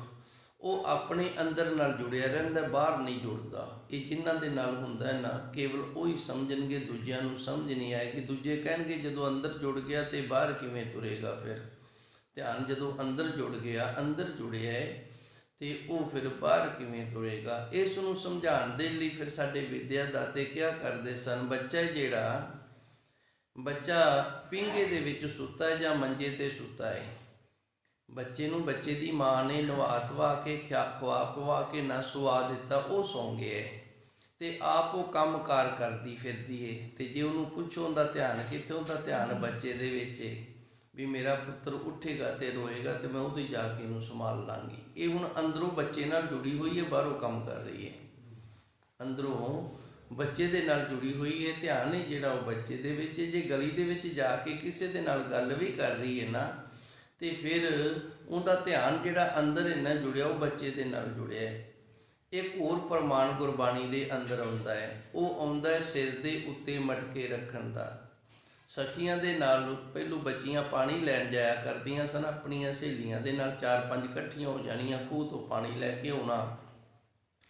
ਕਈ ਜਵਾਨ ਹੁੰਦੀਆਂ ਸਨ ਤੇ ਉਹ 2-2 ਘੜੇ ਚੱਕ ਲੈਂਦੀਆਂ ਸਨ। ਉਹ ਹੁਣ ਗੱਲਾਂ ਬਾਤਾਂ ਇੱਕ ਦੂਜੀ ਦੇ ਨਾਲ ਕਰਦੀਆਂ ਹੁੰਦੀਆਂ ਨੇ, ਪਰ ਅੰਦਰੋਂ ਜੁੜੀਆਂ ਹੋਈਆਂ ਨੇ ਉਸ ਮਟਕੇ ਦੇ ਨਾਲ, ਪਾਣੀ ਵਾਲੇ ਦੇ ਨਾਲ, ਕਿ ਕਿਤੇ ਸਿਰ ਤੋਂ ਡਿੱਗ ਨਾ ਪਵੇ। ਉਹ ਡਿੱਗਣ ਨਹੀਂ ਦਿੰਦੀਆਂ, ਜਿੱਧਰ ਨੂੰ ਹੁੰਦਾ ਨਾ ਉੱਧਰ ਨੂੰ ਹੱਥ ਦੇ ਸਹਾਰੇ ਦੇ ਨਾਲ ਉਹਨੂੰ ਸੰਭਾਲੀ ਰੱਖਦੀਆਂ ਨੇ। ਇਹ ਹੈ ਅੰਦਰੋਂ ਜੁੜਨਾ। ਬੜੀ ਬਰੀਕ ਗੱਲ ਹੈ, ਸਮਝ ਵਿੱਚ ਆ ਜਾਵੇ ਤੇ ਕਰਨੀ ਵੀ ਬੜੀ ਔਖੀ ਹੈ। ਹਰ ਭਗਤਾਂ ਕੀ ਜਾਤ ਪਤ ਹੈ, ਭਗਤ ਹਰ ਕੇ ਨਾਮ ਸਮਾਨੇ ਰਾਮ। ਇਸ ਤਰ੍ਹਾਂ ਭਗਤ ਨੇ ਜਿਹੜੇ ਅੰਦਰੋਂ ਪ੍ਰਭੂ ਪਰਮਾਤਮਾ ਦੇ ਨਾਮ ਦੇ ਨਾਲ ਸਮਾਏ ਰਹਿੰਦੇ ਹਨ। ਹਰ ਭਗਤ ਕਰਹਿ ਵਿੱਚ ਹੋ ਆਪ ਗਵਾਵਹਿ, ਜਿਨ ਗੁਣ ਅਵਗਣ ਪਛਾਣੇ ਰਾਮ।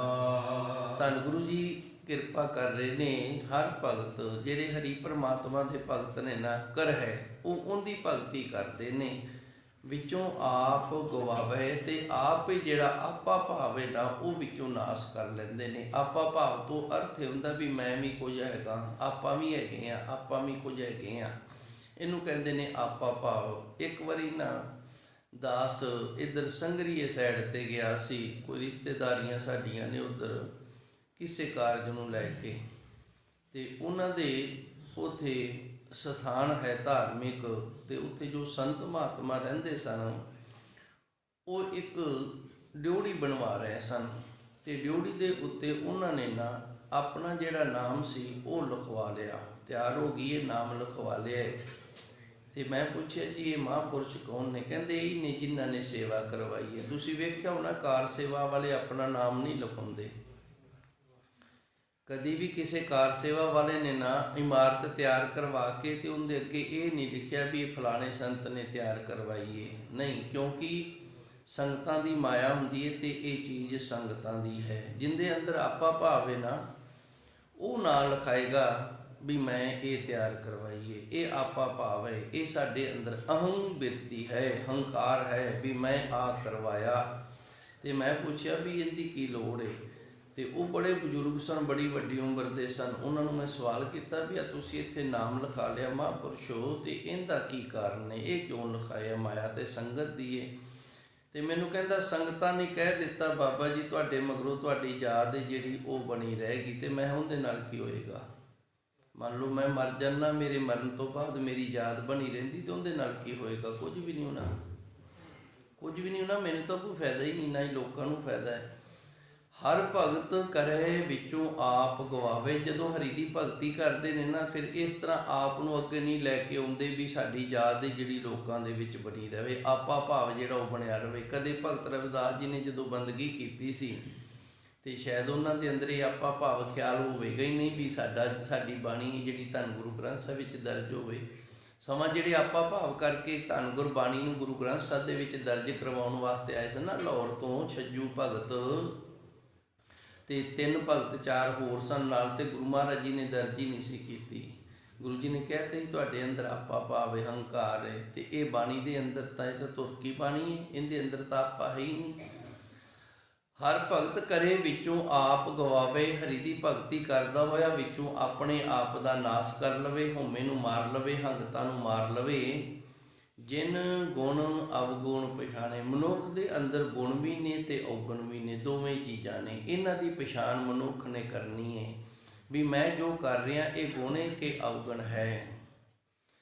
ਮੈਂ ਜੋ ਕਰ ਰਿਹਾ ਇਹ ਗੁਣ ਨੇ ਕਿ ਅਵਗੁਣ ਨੇ। ਇਸ ਦੀ ਪਛਾਣ ਜਿਹੜੀ ਹੈ ਨਾ, ਇਹ ਮਨੁੱਖ ਨੇ ਆਪ ਕਰਨੀ ਹੈ। ਦੂਜਾ ਜਿਹੜਾ ਹੈ, ਦੂਜੇ ਦੀ ਤਾਂ ਅਸੀਂ ਕਰਦੇ ਹਾਂ। ਆ ਮੇਰੇ ਗੁਣ ਔਗਣ ਜਿਹੜੇ ਨੇ ਤੁਹਾਨੂੰ ਸਾਰਿਆਂ ਨੂੰ ਪਤਾ ਹੋਵੇਗਾ, ਪਰ ਹੋ ਸਕਦਾ ਮੈਨੂੰ ਆਪਣੇ ਗੁਣ ਔਗਣਾਂ ਦਾ ਪਤਾ ਨਾ ਹੋਵੇ। ਕਿਉਂਕਿ ਮੈਂ ਆਪਣੀ ਪਛਾਣ ਨਹੀਂ ਕਰਦਾ। ਜਿਸ ਦਿਨ ਮੈਂ ਆਪਣੀ ਪਛਾਣ ਕਰ ਲਈ, ਫਿਰ ਮੈਨੂੰ ਪਤਾ ਲੱਗੇਗਾ ਵੀ ਮੇਰੇ 'ਚ ਇੰਨੇ ਕੁ ਗੁਣ ਨੇ ਤੇ ਇਤਨੇ ਜ਼ਿਆਦਾ ਔਗਣ ਨੇ। ਹੁਣ ਭਗਤ ਕਿਹੜਾ ਹੈ?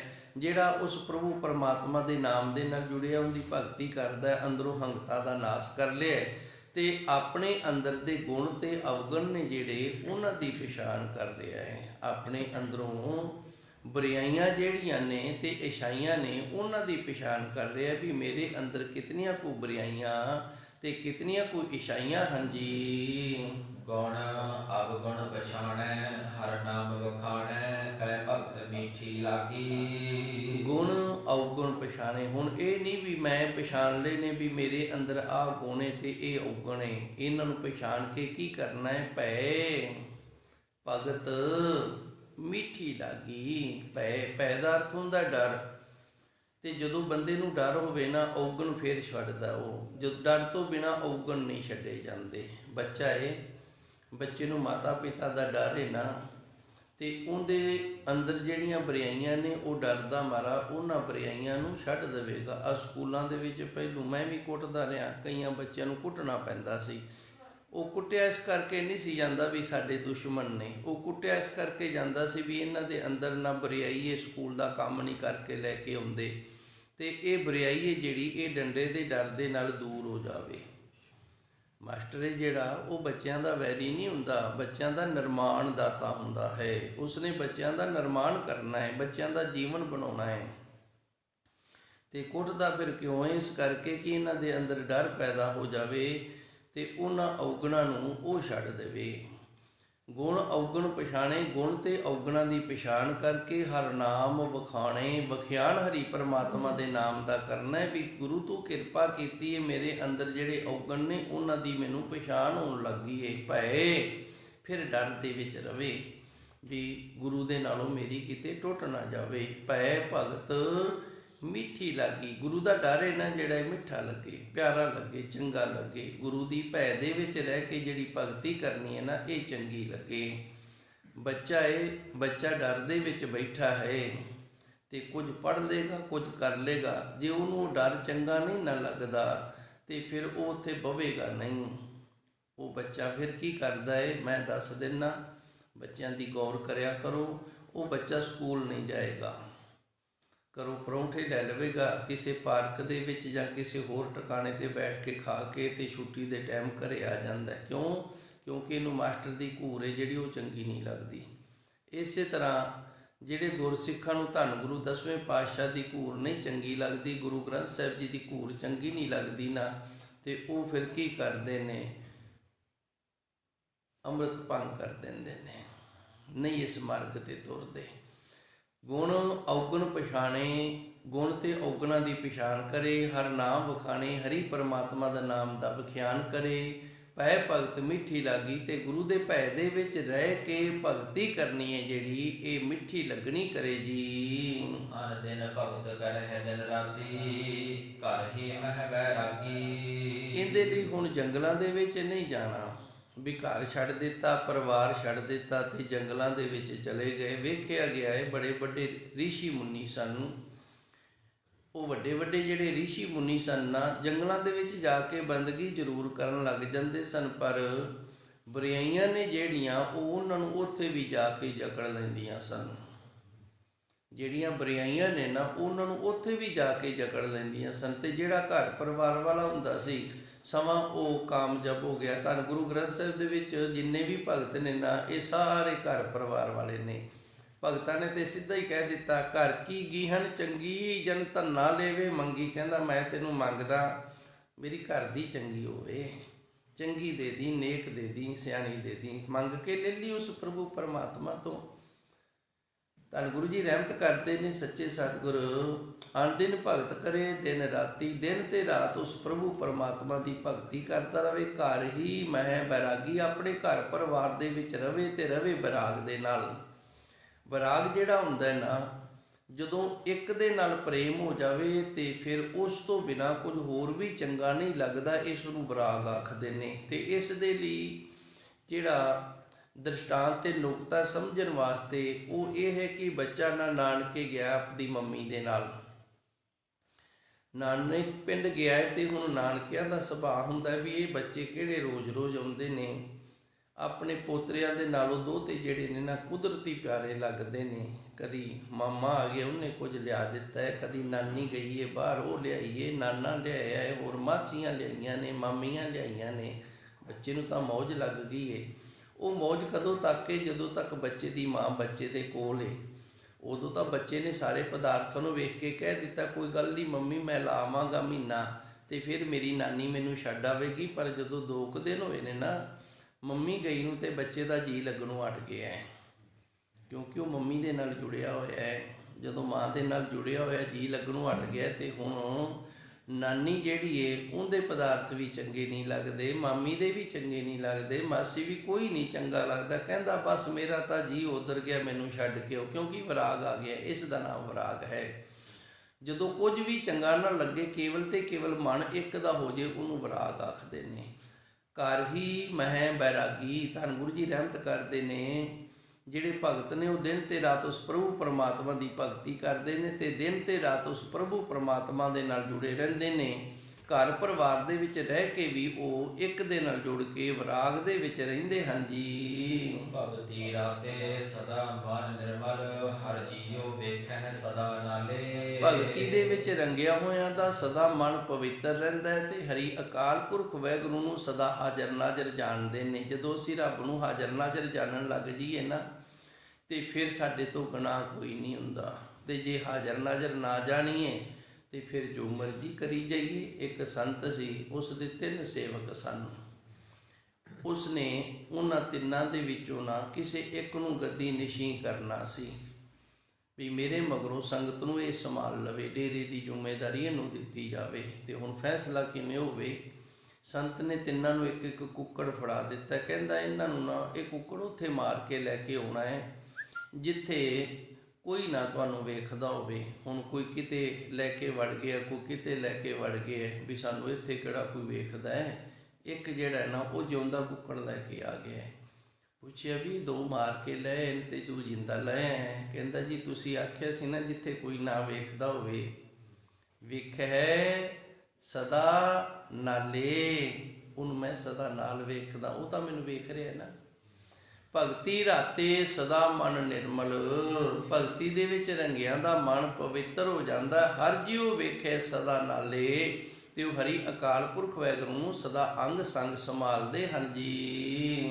ਨਾਨਕ ਸੇ ਭਗਤ ਹਰਿ ਕੈ ਦਰ ਸਾਚੇ, ਅਨਦਿਨ ਨਾਮ ਸੰਭਾਲੇ। ਧੰਨ ਗੁਰੂ ਜੀ ਰਹਿਮਤ ਕਰਦੇ ਨੇ ਉਹ ਭਗਤ ਨੇ ਨਾ ਜਿਹੜੇ ਹਰੀ ਅਕਾਲ ਪੁਰਖ ਵਾਹਿਗੁਰੂ ਦੇ ਦਰ ਤੇ ਸੱਚਿਆਂ ਦੀ ਗਿਣਤੀ ਵਿੱਚ ਆ ਜਾਂਦੇ ਨੇ, ਜਿਹੜੇ ਦਿਨ ਤੇ ਰਾਤ ਉਸ ਦੇ ਨਾਮ ਦੀ ਸੰਭਾਲ ਕਰਦੇ ਹਨ।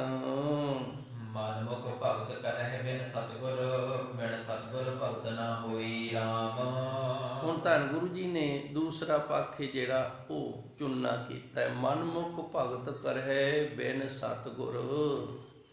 ਜਿਹੜਾ ਮਨਮੁਖ ਹੈ ਨਾ ਉਹ ਭਗਤੀ ਕਰਦਾ ਹੈ, ਤੇ ਭਗਤੀ ਕਿਵੇਂ ਕਰਦਾ ਹੈ? ਬਿਨ ਸਤਿਗੁਰ। ਹੁਣ ਇੱਥੇ ਇਹ ਨਾ ਸਮਝ ਲਿਓ ਵੀ ਉਹਦਾ ਕੋਈ ਸੱਚਾ ਗੁਰੂ ਨਹੀਂ ਹੈਗਾ।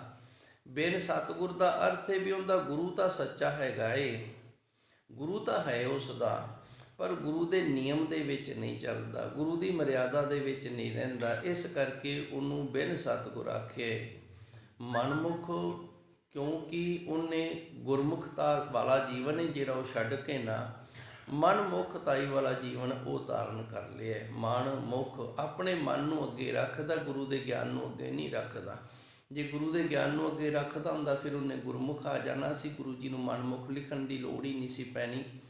ਮਨਮੁਖ ਭਗਤ ਕਰਹਿ ਬਿਨ ਸਤਿਗੁਰ, ਬਿਨਾਂ ਸੱਚੇ ਸਤਿਗੁਰ ਦੀ ਮਰਿਆਦਾ ਤੋਂ, ਭਾਵ ਗੁਰੂ ਮਹਾਰਾਜ ਜੀ ਦੀ ਮਰਿਆਦਾ ਨੂੰ ਤੋੜ ਕੇ ਉਹ ਮਨਮੁਖ ਹੋ ਗਿਆ ਤੇ ਭਗਤੀ ਕਰਦਾ ਹੈ।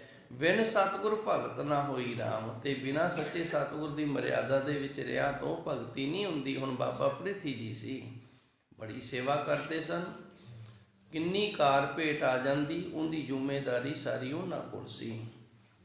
ਕਿੰਨਾ ਖਰਚਾ ਹੋਵੇ ਉਹ ਵੀ ਜ਼ਿੰਮੇਵਾਰੀ ਉਹਨਾਂ ਦੇ ਕੋਲ ਸੀ। ਤੇ ਫਿਰ ਉਹਨਾਂ ਨੂੰ ਗੁਰਤਾ ਗੱਦੀ ਕਿਉਂ ਨਹੀਂ ਮਿਲੀ? ਕਿਉਂਕਿ ਉਹਨਾਂ ਦੇ ਅੰਦਰ ਲਾਲਚ ਸੀ। ਉਹ ਕਾਰ ਭੇਟਾਂ ਇਕੱਠੀ ਕਰਕੇ ਨਾ ਕੁਝ ਅੱਡ ਖਜ਼ਾਨੇ 'ਚ ਆਪਣੇ ਘਰੇ ਅੱਡ ਵੱਖਰੀ ਰੱਖ ਲੈਂਦੇ ਸਨ। ਇਹ ਔਗਣ ਸੀ ਉਹਨਾਂ ਦੇ ਵਿੱਚ। ਬੇਈਮਾਨੀ ਆ ਗਈ ਨਾ, ਜਦੋਂ ਬੇਈਮਾਨੀ ਆ ਗਈ ਤੇ ਫਿਰ ਉਹ ਬਿਨਾਂ ਸਤਿਗੁਰ ਤੋਂ ਹੋ ਗਿਆ। ਹੁਣ ਧੰਨ ਗੁਰੂ ਰਾਮਦਾਸ ਜੀ ਦਾ ਸਾਹਿਬਜ਼ਾਦਾ ਹੈ, ਤੇ ਇੱਕ ਔਗਣ ਦੇ ਕਾਰਨ ਉਸ ਨੂੰ ਗੁਰਤਾ ਗੱਦੀ ਤੋਂ ਵਾਂਝਿਆ ਕੀਤਾ ਗਿਆ। ਮਨਮੁਖ ਭਗਤ ਕਰੇ ਬਿਨ ਸਤਿਗੁਰ। ਇਸ ਤਰ੍ਹਾਂ ਦੇ ਮਨਮੁਖ ਨੇ ਜਿਹੜੇ ਉਹ ਭਗਤੀ ਤਾਂ ਕਰਦੇ ਨੇ, ਹੁਣ ਬਾਬਾ ਪ੍ਰਿਥੀ ਜੀ ਸੇਵਾ ਤਾਂ ਕਰ ਰਹੇ ਨੇ ਬਿਨ ਸਤਿਗੁਰ, ਪਰ ਗੁਰੂ ਤੋਂ ਬੇਮੁਖ ਹੋ ਕੇ ਕਰ ਰਹੇ ਨੇ। ਬਿਨ ਸਤਿਗੁਰ ਭਗਤ ਨਾ ਹੋਈ ਰਾਮ, ਤੇ ਇਸ ਤਰ੍ਹਾਂ ਬਿਨਾਂ ਸਤਿਗੁਰ ਦੀ ਮਰਿਆਦਾ ਦੇ ਵਿੱਚ ਰਹਿ ਤੋਂ ਭਗਤੀ ਜਿਹੜੀ ਏ ਇਹ ਪ੍ਰਵਾਨ ਨਹੀਂ ਹੁੰਦੀ ਹੈ ਜੀ। ਹਉਮੈ ਮਾਇਆ ਰੋਗ ਵਿਆਪੇ, ਮਰ ਜਨਮਹਿ ਦੁਖ ਹੋਈ ਰਾਮ। ਗੁਰੂ ਜੀ ਨੇ ਕਿਰਪਾ ਕੀਤੀ ਏ, ਇਹਨਾਂ ਦੇ ਅੰਦਰ ਦੋ ਬਿਮਾਰੀਆਂ ਜਿਹੜੀਆਂ ਨੇ ਨਾ ਉਹ ਲੱਗ ਜਾਂਦੀਆਂ ਨੇ। ਇੱਕ ਤਾਂ ਹਉਮੈ ਦੀ ਬਿਮਾਰੀ ਲੱਗ ਜਾਂਦੀ ਹੈ, ਜਿਹਨੂੰ ਗੁਰੂ ਜੀ ਨੇ ਹਉਮੈ ਦੀਰਘ ਰੋਗ ਹੈ, ਵੱਡਾ ਰੋਗ ਦੱਸਿਆ। ਦੂਜੀ ਬਿਮਾਰੀ ਲੱਗ ਜਾਂਦੀ, ਰੋਗ ਲੱਗ ਜਾਂਦਾ ਮਾਇਆ ਦਾ। ਇਹ ਦੋ ਰੋਗ ਨੇ ਜਿਹੜੇ ਰੋਗ ਵਿਆਪੇ, ਇਹ ਦੋ ਰੋਗ ਨੇ ਜਿਹੜੇ ਉਹ ਇਹਨਾਂ ਨੂੰ ਲੱਗ ਜਾਂਦੇ ਨੇ। ਮਰ ਜਨਮੇ, ਫਿਰ ਇਹ ਦੋ ਰੋਗਾਂ ਦੇ ਨਾਲ ਹੁੰਦਾ ਕਿ ਮਰਦਾ ਹੈ ਤੇ ਫਿਰ ਜਨਮ ਲਵੇਗਾ। ਕਾਹਦੇ ਲਈ? ਕੀਤੇ ਹੋਏ ਕਰਮਾਂ ਨੂੰ ਭੋਗਣ ਦੇ ਲਈ। ਕਰਮ ਨਹੀਂ ਨਾ ਕੱਟੇ ਗਏ। ਮਰ ਜਨਮੈ, ਮਰੇਗਾ ਤੇ ਜਨਮ ਲਵੇਗਾ। ਦੁੱਖ ਹੋਈ ਰਾਮ, ਉਦੋਂ ਫਿਰ ਇਹ ਦੁੱਖ ਹੋਏਗਾ, ਪਰ ਪਤਾ ਨਹੀਂ ਹੋਣਾ ਵੀ ਮੈਂ ਕਿਹੜਾ ਗੁਨਾਹ ਕੀਤਾ ਹੈ, ਕਿਹੜੇ ਗੁਨਾਹ ਦੀ ਮੈਨੂੰ ਸਜ਼ਾ ਮਿਲਦੀ, ਇਹ ਨਹੀਂ ਪਤਾ ਹੋਣਾ। ਹਉਮੈ ਮਾਇਆ ਰੋਗ ਵਿਆਪੇ। ਆਪਾਂ ਗੁਰ ਇਤਿਹਾਸ ਪੜ੍ਹਦੇ ਹਾਂ, ਜਦੋਂ ਗੁਰ ਇਤਿਹਾਸ ਦੇ ਵਿੱਚ ਬੜੇ ਪ੍ਰਸੰਗ ਹੁੰਦੇ ਨੇ। ਇੱਕ ਪ੍ਰਸੰਗ ਹੁੰਦਾ, ਗੁਰੂ ਮਹਾਰਾਜ ਜੀ ਨੇ ਇੱਕ ਰਿਛ ਸੀ ਜਿਹੜਾ 10ਵੇਂ ਪਾਤਸ਼ਾਹ ਨੇ ਉਹਦੀ ਗਤੀ ਕੀਤੀ, ਤੇ ਗੁਰੂ ਜੀ ਕਿਹਾ ਵੀ ਇਹ ਜਿਹੜਾ ਗੁਰਮੁਖ ਪਿਆਰਾ ਨਾ ਇਹ ਗੁਰੂ ਘਰ ਦਾ ਸੇਵਾਦਾਰ ਸੀ ਤੇ ਦੇਗ ਵਰਤਾ ਰਿਹਾ ਸੀ, ਤੇ ਇੱਕ ਗੁਰਮੁਖ ਪਿਆਰਾ ਪਰਿਵਾਰ ਦੇ ਵਿੱਚ ਰਹਿੰਦਾ ਸੀ, ਤੇ ਉਹ ਮੰਡੀ ਦੇ ਵਿੱਚ ਗੱਡੇ ਨਾਲ ਦਾਣੇ ਸੱਟ ਕੇ ਤੇ ਗੁਰੂ ਜੀ ਦਾ ਕੀਰਤਨ ਹੁੰਦਾ ਸੁਣ ਕੇ ਤੇ ਉਧਰ ਨੂੰ ਚੱਲ ਪਿਆ, ਤੇ ਨਾਲ ਦੇ ਨੂੰ ਕਹਿੰਦਾ ਥੋੜਾ ਮੇਰੇ ਗੱਡੇ ਦਾ ਧਿਆਨ ਰੱਖਿਓ। ਬਾਕੀ ਬਲਦਾਂ ਨੇ ਜਦੋਂ ਘਰ ਨੂੰ ਜਾਣਾ ਹੋਵੇ ਨਾ ਫਿਰ ਸਿੱਧੇ ਘਰੇ ਹੀ ਜਾਂਦੇ ਨੇ। ਕਹਿੰਦਾ ਮੈਂ ਕਿਣਕਾ ਦੇਗ ਦਾ ਲੈ ਆਵਾਂ। ਹੁਣ ਇਹ ਦੇਗ ਲੈਣ ਵਾਸਤੇ ਗਿਆ, ਕਹਿੰਦਾ ਗੁਰਮੁਖਾ ਮੈਨੂੰ ਥੋੜਾ ਕਾਹਲੀ ਨਾਲ ਦੇਗ ਦੇ, ਮੇਰਾ ਗੱਡਾ ਜਾ ਰਿਹਾ। ਤੇ ਇਹਨੇ ਆਖਿਆ ਕਿਉਂ ਰਿਛ ਵਾਂਗੂ ਟੱਪੀ ਜਾਂਦਾ ਹੈ, ਵਾਰੀ ਆਈ ਤੋਂ ਮਿਲ ਜਾਣਗੇ। ਉਹਨੇ ਕਿਣਕਾ ਧਰਤੀ ਤੋਂ ਡਿੱਗਿਆ ਹੋਇਆ ਚੱਕ ਕੇ ਮੂੰਹ 'ਚ ਪਾ ਲਿਆ, ਤੇ ਕਹਿੰਦਾ ਮੈਂ ਤਾਂ ਸ਼ਰਧਾ ਨਾਲ ਗੁਰੂ ਜੀ ਦਾ ਕਿਣਕਾ ਲੈਣ ਵਾਸਤੇ ਆਇਆ, ਤੇ ਰਿਛ ਤਾਂ ਤੂੰ ਹੈ ਜਿਹੜਾ ਮੈਨੂੰ ਰਿਛ ਵਾਂਗੂ ਖਾਣ ਪੈ ਗਿਆ, ਰਿਛ ਬਣ ਗਿਆ ਸੀ। ਹੁਣ ਵੇਖੋ, ਇੱਕ ਗੁਰੂ ਘਰ ਰਹਿੰਦਾ ਹੈ, ਉਹਦਾ ਵਚਨ ਸੱਚਾ ਨਹੀਂ ਹੋਇਆ, ਤੇ ਇੱਕ ਘਰ ਪਰਿਵਾਰ ਦੇ ਵਿੱਚ ਰਹਿੰਦਾ ਹੈ, 10 ਨੌਂ ਦੀ ਕਿਰਤ ਕਮਾਈ ਕਰਦਾ, ਤੇ ਉਹਦਾ ਵਚਨ ਸੱਚਾ ਹੋ ਗਿਆ ਤੇ ਉਹ ਰਿਛ ਬਣ ਗਿਆ। ਫਿਰ 10ਵੇਂ ਪਾਤਸ਼ਾਹ ਨੇ ਉਹਨੂੰ ਮੁੱਲ ਖਰੀਦ ਕੇ ਨਾ ਰਿੱਛ ਨੂੰ ਉਹਦੀ ਗਤੀ ਕੀਤੀ ਸੀ। ਹਉਮੈ ਮਾਇਆ ਰੋਗ ਵਿਆਪੇ, ਇਹ ਬੜੇ ਰੋਗ ਨੇ। ਮਰ ਜਨਮੇ ਦੁੱਖ ਹੋਈ ਰਾਮ, ਫਿਰ ਮਰੀਦਾ ਹੈ ਤੇ ਜਨਮ ਲਈਦਾ ਤੇ ਉਸ ਕੀਤੇ ਹੋਏ ਗੁਨਾਹ ਦਾ ਜਿਹੜਾ ਪਾਪ ਕੀਤਾ ਉਹਨੂੰ ਦੁੱਖ ਕਰਕੇ ਭੋਗੀਦਾ ਹੈ ਜੀ।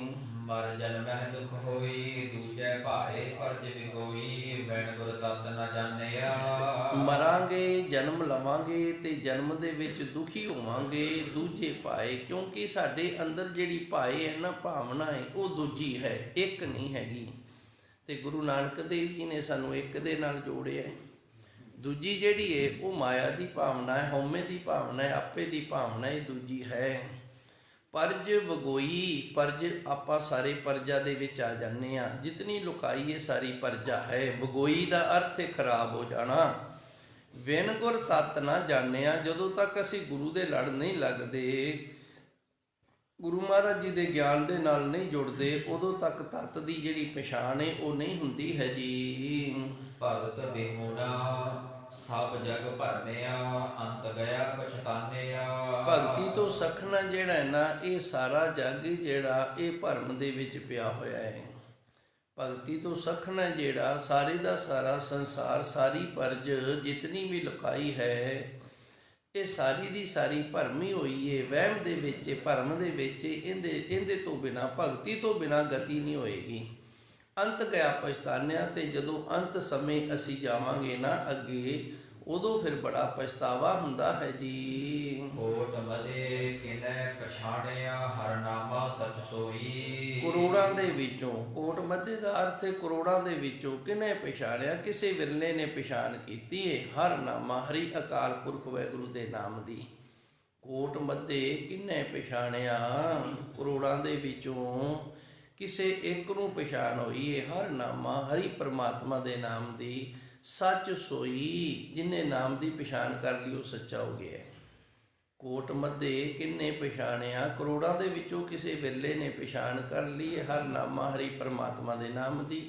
ਸੱਚ ਸੋਈ, ਉਹ ਗੁਰਮੁਖ ਪਿਆਰਾ ਸੱਚਿਆਂ ਦੀ ਗਿਣਤੀ ਵਿੱਚ ਆ ਜਾਂਦਾ ਹੈ ਜੀ। ਨਾਨਕ ਨਾਮ ਮਿਲੈ ਵਡਿਆਈ, ਦੂਜੈ ਭਾਏ ਪਤ ਖੋਈ। ਧੰਨ ਗੁਰੂ ਜੀ ਰਹਿਮਤ ਕਰਦੇ ਨੇ, ਵਡਿਆਈ ਜਿਹੜੀ ਇਹ ਨਾਮ ਤੋਂ ਪ੍ਰਾਪਤ ਹੁੰਦੀ ਹੈ। ਨਾਮ ਕਰਕੇ ਵਡਿਆਈਆਂ ਮਿਲਦੀਆਂ ਨੇ। ਨਾਮ ਦਾ ਅਭਿਆਸ ਕਰੀਏ, ਨਾਮ ਦੇ ਨਾਲ ਜੁੜੀਏ, ਨਾਮ ਨੂੰ ਜਪਣਾ ਕਰੀਏ, ਇਹਦੇ ਨਾਲ ਵਡਿਆਈਆਂ ਦੀ ਪ੍ਰਾਪਤੀ ਹੁੰਦੀ ਹੈ। ਦੂਜੇ ਭਾਏ, ਨਾਮ ਨੂੰ ਛੱਡ ਕੇ ਕਿਸੇ ਹੋਰ ਪਾਸੇ ਤੁਰੇ ਪਈਏ, ਪਤ ਕੋਈ, ਇਹਦੇ ਨਾਲ ਇੱਜ਼ਤ ਹੀ ਬਰਾਨ ਹੁੰਦੀ ਹੈ ਜੀ। ਭਗਤਾ ਕੈ ਘਰ ਕਾਰਜ ਸਾਚਾ, ਹਰ ਗੁਣ ਸਦਾ ਵਖਾਣੇ ਰਾਮ।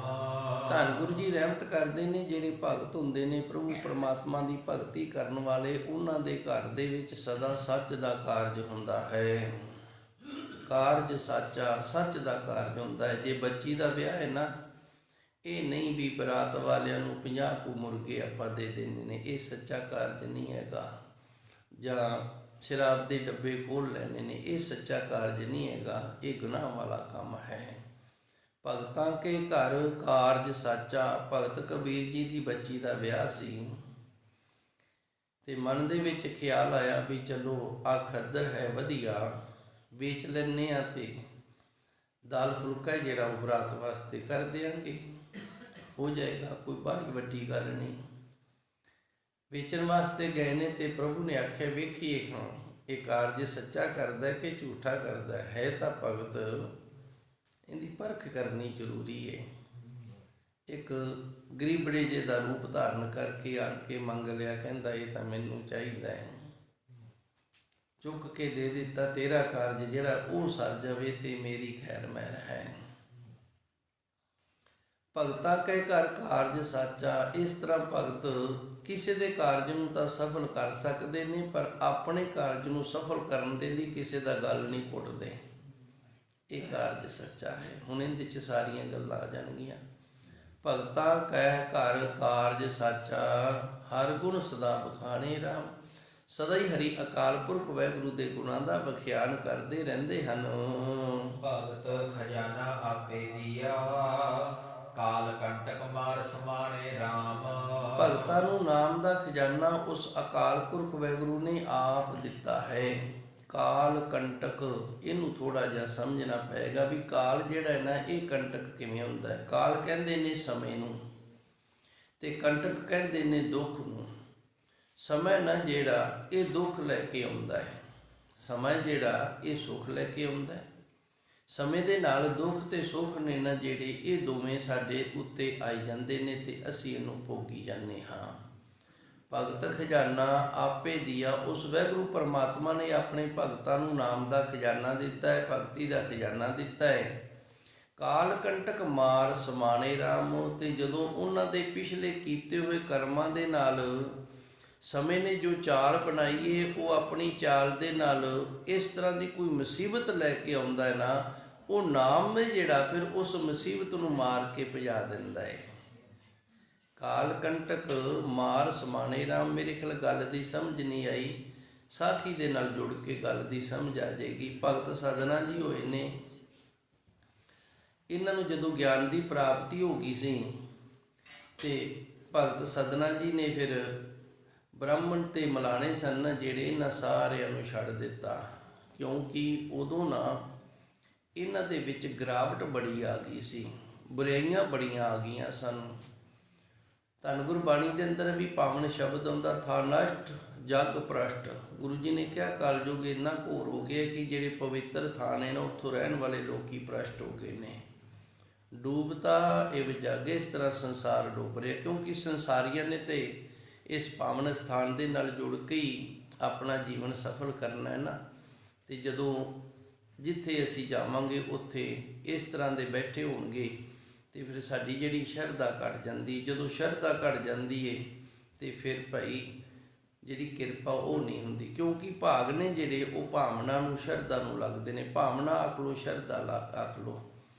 ਸਾਰਿਆਂ ਨੇ ਰਲ ਕੇ ਰਾਜੇ ਦੇ ਕੋਲ ਸ਼ਿਕਾਇਤ ਕਰ ਦਿੱਤੀ ਵੀ ਜਿਹੜਾ ਸਦਨ ਹੈ ਨਾ, ਹੁਣ ਤੱਕ ਤਾਂ ਬੱਕਰੇ ਵੱਢਦਾ ਰਿਹਾ ਤੇ ਹੁਣ ਬੜਾ ਵੱਡਾ ਰੱਬ ਬਣਿਆ ਬੈਠਾ ਹੀ। ਭਗਤ ਸਦਨਾ ਜੀ ਨੇ ਜਿਹੜੇ, ਉਹ ਤਾਂ ਬੜੇ ਵੱਡੇ ਰੱਬ ਬਣੇ ਬੈਠੇ, ਹੁਣ ਤੱਕ ਤਾਂ ਬੱਕਰੇ ਵੱਢਦਾ ਰਿਹਾ, ਕਿਉਂਕਿ ਜਿੰਦੇ ਤੇ ਕਿਰਪਾ ਹੁੰਦੀ ਅਸੀਂ ਉਸ ਦੀ ਪਿਛੋਕੜ ਨੂੰ ਵੇਖਦੇ ਹਾਂ, ਉਹਦੇ ਤੇ ਹੋਈ ਕਿਰਪਾ ਸਾਨੂੰ ਦਿਸ ਹੀ ਨਹੀਂ ਰਹੀ ਹੁੰਦੀ, ਸਾਨੂੰ ਪਤਾ ਹੀ ਨਹੀਂ ਹੁੰਦਾ। ਤੇ ਰਾਜੇ ਨੇ ਚੱਕ ਕੇ ਨਾ ਨਿਉ ਦੇ ਵਿੱਚ, ਕਿਲੇ ਦੇ ਵਿੱਚ ਚਿੰਨ ਦਿੱਤਾ, ਕਿਲੇ ਦੀ ਨਿਉ ਦੇ ਵਿੱਚ ਚਿੰਨ ਦਿੱਤਾ ਵੀ ਇਹਨੂੰ ਇੱਥੇ ਚਿੰਨ ਕੇ ਮਾਰ ਦਿਓ। ਭਗਤ ਜੀ ਨੇ ਫਿਰ ਉੱਥੇ ਪਾਵਨ ਸ਼ਬਦ ਨੇ ਜਿਹੜਾ ਇਹ ਉਚਾਰਨ ਕੀਤਾ, ਨਿਰਪ ਕੰਨਿਆ ਕੇ ਕਾਰਨੇ ਇੱਕ ਭਇਆ ਭੇਖ ਧਾਰੀ, ਕਾਮਾਰਥੀ ਸਵਾਰਥੀ ਵਾਹ ਕੀ ਪੈ ਸਵਾਰੀ। ਹੈ ਸੱਚੇ ਸਤਿਗੁਰ ਜੀ, ਉਹਦੀ ਤੂੰ ਇੱਜ਼ਤ ਰੱਖ ਲਈ ਸੀ ਤੇ ਮੇਰੀ ਵੀ ਅੱਜ ਰੱਖਣੀ ਕਰ। ਤਬ ਗੁਣ ਕਹਾ, ਫਿਰ ਪਰਮਾਤਮਾ ਨੇ ਆਖਿਆ ਤੇਰੇ ਕਰਮ ਨੇ ਤੂੰ ਇਸ ਤਰ੍ਹਾਂ ਹੀ ਮਰਨਾ ਹੈ। ਪਰਮਾਤਮਾ ਨੇ ਆਖਿਆ ਤੇਰੇ ਕਰਮ ਨੇ ਤੂੰ ਕੰਧ ਦੇ ਵਿੱਚ ਹੀ ਦੱਬ ਕੇ ਮਰਨਾ ਹੈ। ਤਬ ਗੁਣ ਕਹਾ ਜਗਤ ਗੁਰਾ, ਜੋ ਕਰਮ ਨਾ ਨਾਸੇ। ਕਹਿੰਦਾ ਫਿਰ ਤੇਰੇ ਗੁਣ ਗਾਣ ਦਾ ਕੀ ਫਾਇਦਾ ਹੋਇਆ ਜੇ ਕਰਮ ਹੀ ਭੋਗਣੇ ਨੇ ਤਾਂ। ਮੇਰੇ ਖਿਆਲ ਹੁਣ ਗੱਲ ਦੀ ਸਮਝ ਆ ਗਈ ਹੋਣੀ ਹੈ। ਤੇ ਫਿਰ ਕੀ ਹੋਇਆ, ਉਹ ਕਿਲੇ ਦੀ ਦੀਵਾਰ ਸੀ ਜਿਹੜੀ ਉਹ ਪਾਟ ਗਈ ਤੇ ਭਗਤ ਸਦਨਾ ਜੀ ਬਾਹਰ ਆ ਗਏ। ਤਬ ਗੁਣ ਕਹਾ ਜਗਤ ਗੁਰਾ, ਜੋ ਕਰਮ ਨਾ ਨਾਸੇ। ਇਸ ਤਰ੍ਹਾਂ ਸਾਡੇ ਕੀਤੇ ਹੋਏ ਕਰਮਾਂ ਦੇ ਨਾਲ ਕਾਲ ਕੰਟਕ, ਕਾਲ ਜਦੋਂ ਆਪਣਾ ਕੰਟਕ ਲੈ ਕੇ ਦੁੱਖ ਲੈ ਕੇ ਆਉਂਦਾ ਹੈ ਨਾ, ਸਮਾਂ ਜਦੋਂ ਆਪਣਾ ਦੁੱਖ ਲੈ ਕੇ ਆਉਂਦਾ, ਕਹਿਣ ਤੋਂ ਭਾਵ ਸਾਡੀ ਉਮਰ ਉਸ ਸਮੇਂ ਦੇ ਵਿੱਚ ਜਦੋਂ ਪਹੁੰਚ ਜਾਂਦੀ ਹੈ ਜਿੱਥੇ ਸਾਨੂੰ ਕੀਤੇ ਹੋਏ ਪਾਪ ਦਾ ਦੁੱਖ ਮਿਲਣਾ ਹੁੰਦਾ, ਮਾਰ ਸਮਾਣੇ ਰਾਮ। ਪ੍ਰਭੂ ਪਰਮਾਤਮਾ ਦਾ ਨਾਮ ਜਪਿਆ ਹੋਇਆ ਜਿਹੜਾ ਭਗਤੀ ਕੀਤੀ ਹੋਈ ਏ, ਉਸ ਦੁੱਖ ਤੋਂ ਬਚਾ ਲੈਂਦਾ ਹੈ ਜੀ। ਕਾਲ ਕੰਟਕ ਮਾਰ ਸਮਾਣੇ, ਹਰ ਮਨ ਭਾਣੇ, ਨਾਮ ਨਿਧਾਨ ਸਚ ਪਾਇਆ। ਸਮੇਂ ਦੀ ਮਾਰ ਤੋਂ ਅਸੀਂ ਬਚ ਜਾਂਦੇ ਹਾਂ। ਇਹਦਾ ਅਰਥ ਇਸ ਤਰ੍ਹਾਂ ਬਣਦਾ ਜੇ ਕਾਲ ਕੰਟਕ, ਸਮੇਂ ਦੀ ਮਾਰ ਤੋਂ ਅਸੀਂ ਬਚ ਜਾਂਦੇ ਹਾਂ। ਸਮਾਂ ਸਾਨੂੰ ਮਾਰ ਪਾਉਂਦਾ ਹੈ, ਦੁੱਖ ਦਿੰਦਾ ਹੈ, ਸਮੇਂ ਦਾ ਕਸੂਰ ਨਹੀਂ, ਕਸੂਰ ਸਾਡੇ ਕਰਮਾਂ ਦਾ ਹੈ। ਦੱਦੇ ਦੋਸ ਨਾ ਦਿਓ ਕਿਸੇ, ਦੋਸ ਕਰਮਾਂ ਆਪਣਿਆ, ਜੋ ਮੈਂ ਕੀਆ ਸੋ ਮੈਂ ਪਾਇਆ। ਦੋਸ ਨਾ ਦੀਜੇ ਅਵਰ ਜਨਾ, ਦੂਜਿਆਂ ਨੂੰ ਗੁਨਾਹ ਦੇਣ ਦਾ, ਦੋਸ ਦੇਣ ਦਾ ਮਤਲਬ ਨਹੀਂ ਹੈਗਾ ਜੋ ਮੈਂ ਕੀਆ, ਜਿਹੜਾ ਮੈਂ ਕੀਤਾ ਉਹ ਮੈਂ ਪਾ ਰਿਹਾ। ਕਾਲ ਕੰਟਕ ਮਾਰ ਸਮਾਣੇ, ਜਿਹੜੇ ਭਗਤ ਭਗਤੀ ਕਰਦੇ ਨੇ, ਸਮਾਂ ਫਿਰ ਜਦੋਂ ਦੁੱਖ ਲੈ ਕੇ ਆਉਂਦਾ ਨਾ, ਸਮੇਂ ਦੀ ਜਦੋਂ ਮਾਰ ਪੈਂਦੀ ਏ, ਮਾਰ ਸਮਾਣੇ, ਉਹ ਪ੍ਰਭੂ ਪਰਮਾਤਮਾ ਦਾ ਜਪਿਆ ਹੋਇਆ ਨਾਮ ਪਹਿਲੂ ਦੇ ਜੇ ਚੇਤੀਏ। ਗੁਰਬਾਣੀ ਦੇ ਅੰਦਰ ਆਖਿਆ ਨਾ ਵੀ ਮੌਕੇ ਤੇ ਚੇਤਾ ਕੀਤਾ ਜਿਹੜਾ ਨਾ, ਉਹ ਤਾਂ ਕਰਮ ਹੁਣ ਬਣ ਗਏ ਆ ਤੇ ਭੋਗ ਰਹੇ ਆ, ਤੇ ਮੌਕੇ ਤੇ ਯਾਦ ਕੀਤਾ ਫਿਰ ਕੰਮ ਨਹੀਂ ਆਉਂਦਾ। ਪਹਿਲੂ ਦੇ ਜੇ ਚੇਤੀਏ, ਕਾਇਤ ਮਿਲੇ ਸਜਾਏ, ਭਗਤ ਗੁਰੂ ਮਹਾਰਾਜ ਜੀ ਗੁਰੂ ਨਾਨਕ ਦੇਵ ਜੀ ਕਹਿੰਦੇ ਨੇ ਫਿਰ ਸਜ਼ਾ ਨਹੀਂ ਮਿਲੇਗੀ। ਇਹ ਜਿਹੜੀ ਸਮੇਂ ਦੀ ਸਜ਼ਾ ਹੈ ਨਾ, ਕਾਲ ਕੰਟਕ ਜਿਹੜਾ, ਇਹ ਆਉਣ ਵਾਲੇ ਸਮੇਂ ਤੋਂ ਪਹਿਲੋਂ ਬੰਦਗੀ ਕਰਨੀ ਪੈਣੀ ਹੈ। ਜਦੋਂ ਅਸੀਂ ਆਪਣੇ ਬੱਚੇ ਦੇ ਲਈ ਜਾਂ ਕੋਈ ਕਰਜ਼ਾ ਵਗੈਰਾ ਕੁਝ ਵੀ ਲੈਣਾ ਹੁੰਦਾ ਤੇ ਐਪਲੀਕੇਸ਼ਨ ਪਹਿਲੂ ਦਿੰਦੇ ਆ। ਇਹ ਥੋੜੀ ਵੀ ਜਾ ਕੇ ਉਹਨੂੰ ਕਹਿ ਦਿੰਦੇ ਆ ਮੈਨੂੰ ਲੋੜ ਹੈ ਤੇ ਹੁਣੇ ਪੈਸੇ ਦੇ ਦਿਓ, ਆਖੂਗਾ ਤੂੰ ਪਹਿਲੂ ਜਾ ਐਪਲੀਕੇਸ਼ਨ। ਜੇ ਕਿਸ ਤੋਂ 4 ਆਧਾਰੇ ਵੀ ਲੈਣੇ ਹੋਣ ਨਾ ਤੇ 4 ਦਿਨ ਪਹਿਲੂ ਦੱਸਣਾ ਪੈਂਦਾ ਹੈ ਭਈ ਗੁਰਮੁਖ ਪਿਆਰਿਆ ਮੈਨੂੰ ਆ ਲੋੜ ਏ ਤੇ ਤੈਨੂੰ ਇਸ ਦਿਨ ਨਾ ਮੈਨੂੰ ਦੇਣੇ ਪੈਣਗੇ। ਤੇ ਗੁਰੂ ਨਾਨਕ ਦੇਵ ਜੀ ਨੇ ਵੀ, ਸੱਚੇ ਸਤਿਗੁਰ ਨੇ ਸਾਨੂੰ ਇਹ ਸਮਝਾਇਆ ਹੈ, ਪਹਿਲੂ ਦੇ ਜੇ ਚੇਤੀਏ, ਜੇ ਪਹਿਲੂ ਉਸ ਪ੍ਰਭੂ ਪਰਮਾਤਮਾ ਨੂੰ ਆਪਣਾ ਮਨ ਦੇ ਕਰਕੇ ਉਹਦੇ ਨਾਮ ਨੂੰ ਜਪਣਾ ਕਰੀਏ ਨਾ, ਕਾਇਤ ਮਿਲੇ ਸਜ਼ਾਏ, ਫਿਰ ਸਮੇਂ ਦੀ ਸਜ਼ਾ ਨਹੀਂ ਮਿਲਦੀ, ਫਿਰ ਅਸੀਂ ਸਮੇਂ ਦੀ ਸਜ਼ਾ ਤੋਂ ਬਚ ਜਾਂਦੇ ਹਾਂ। ਕਾਲ ਕਟਕ ਮਾਰ ਸਮਾਨੇ, ਇਸ ਤਰ੍ਹਾਂ ਸਮੇਂ ਦੀ ਮਾਰ ਤੋਂ ਬਚਾ ਕੇ ਵਾਹਿਗੁਰੂ ਕਿਰਪਾ ਕਰਦਾ, ਨਾਮ ਦੇ ਵਿੱਚ ਭੇਦ ਕਰ ਲੈਂਦਾ। ਹਰ ਮਨ ਭਾਣੇ ਹਰੀ ਅਕਾਲ ਪੁਰਖ ਵਾਹਿਗੁਰੂ ਹੈ ਜਿਹੜਾ, ਉਹ ਮਨ ਦੇ ਵਿੱਚ ਫਿਰ ਭਾ ਜਾਂਦਾ, ਜਿਆਦੀ ਸ਼ਰਧਾ ਬਣ ਜਾਂਦੀ ਏ। ਸ਼ਰਧਾ ਜਿਹੜੀ ਉਹ ਜਿਆਦੀ ਬਣ ਜਾਂਦੀ ਹੈ ਵੀ ਬੜੀ ਮੁਸੀਬਤ ਆਈ ਸੀ। ਆ ਕਈਆਂ ਨੇ ਕਈ ਗੱਲਾਂ ਸੁਣਾਉਂਦੇ ਨੇ ਤੇ ਸਾਡੇ ਨਾਲ ਵੀ ਕਈਆਂ ਨਾਲ ਹੋਏ ਗਏ, ਅਸੀਂ ਮਰਦੇ ਮਰਦੇ ਬਚਿਆ ਜਾਂ ਸੱਟ ਲੱਗਦੀ ਤੋਂ ਬਚ ਗਏ ਆ। ਕਿਉਂ ਬਚ ਗਏ ਆ? ਉਦੋਂ ਸਾਨੂੰ ਸੱਟ ਲੱਗਣੀ ਸੀ ਤੇ ਬਚ ਕਿਵੇਂ ਗਏ ਆ? ਕਿਤੇ ਪੁੰਨ ਕੀਤਾ ਹੋਣਾ ਉਹ ਅੱਗੇ ਆ ਗਿਆ, ਕਿਤੇ ਨਾਮ ਜਪਿਆ ਹੋਣਾ, ਕਿਸੇ ਸਾਧੂ ਸੰਤ ਦੀ ਸੇਵਾ ਕੀਤੀ ਹੋਣੀ, ਉਹਦੇ ਨਾਲ ਭਲਾ ਹੋ ਗਿਆ।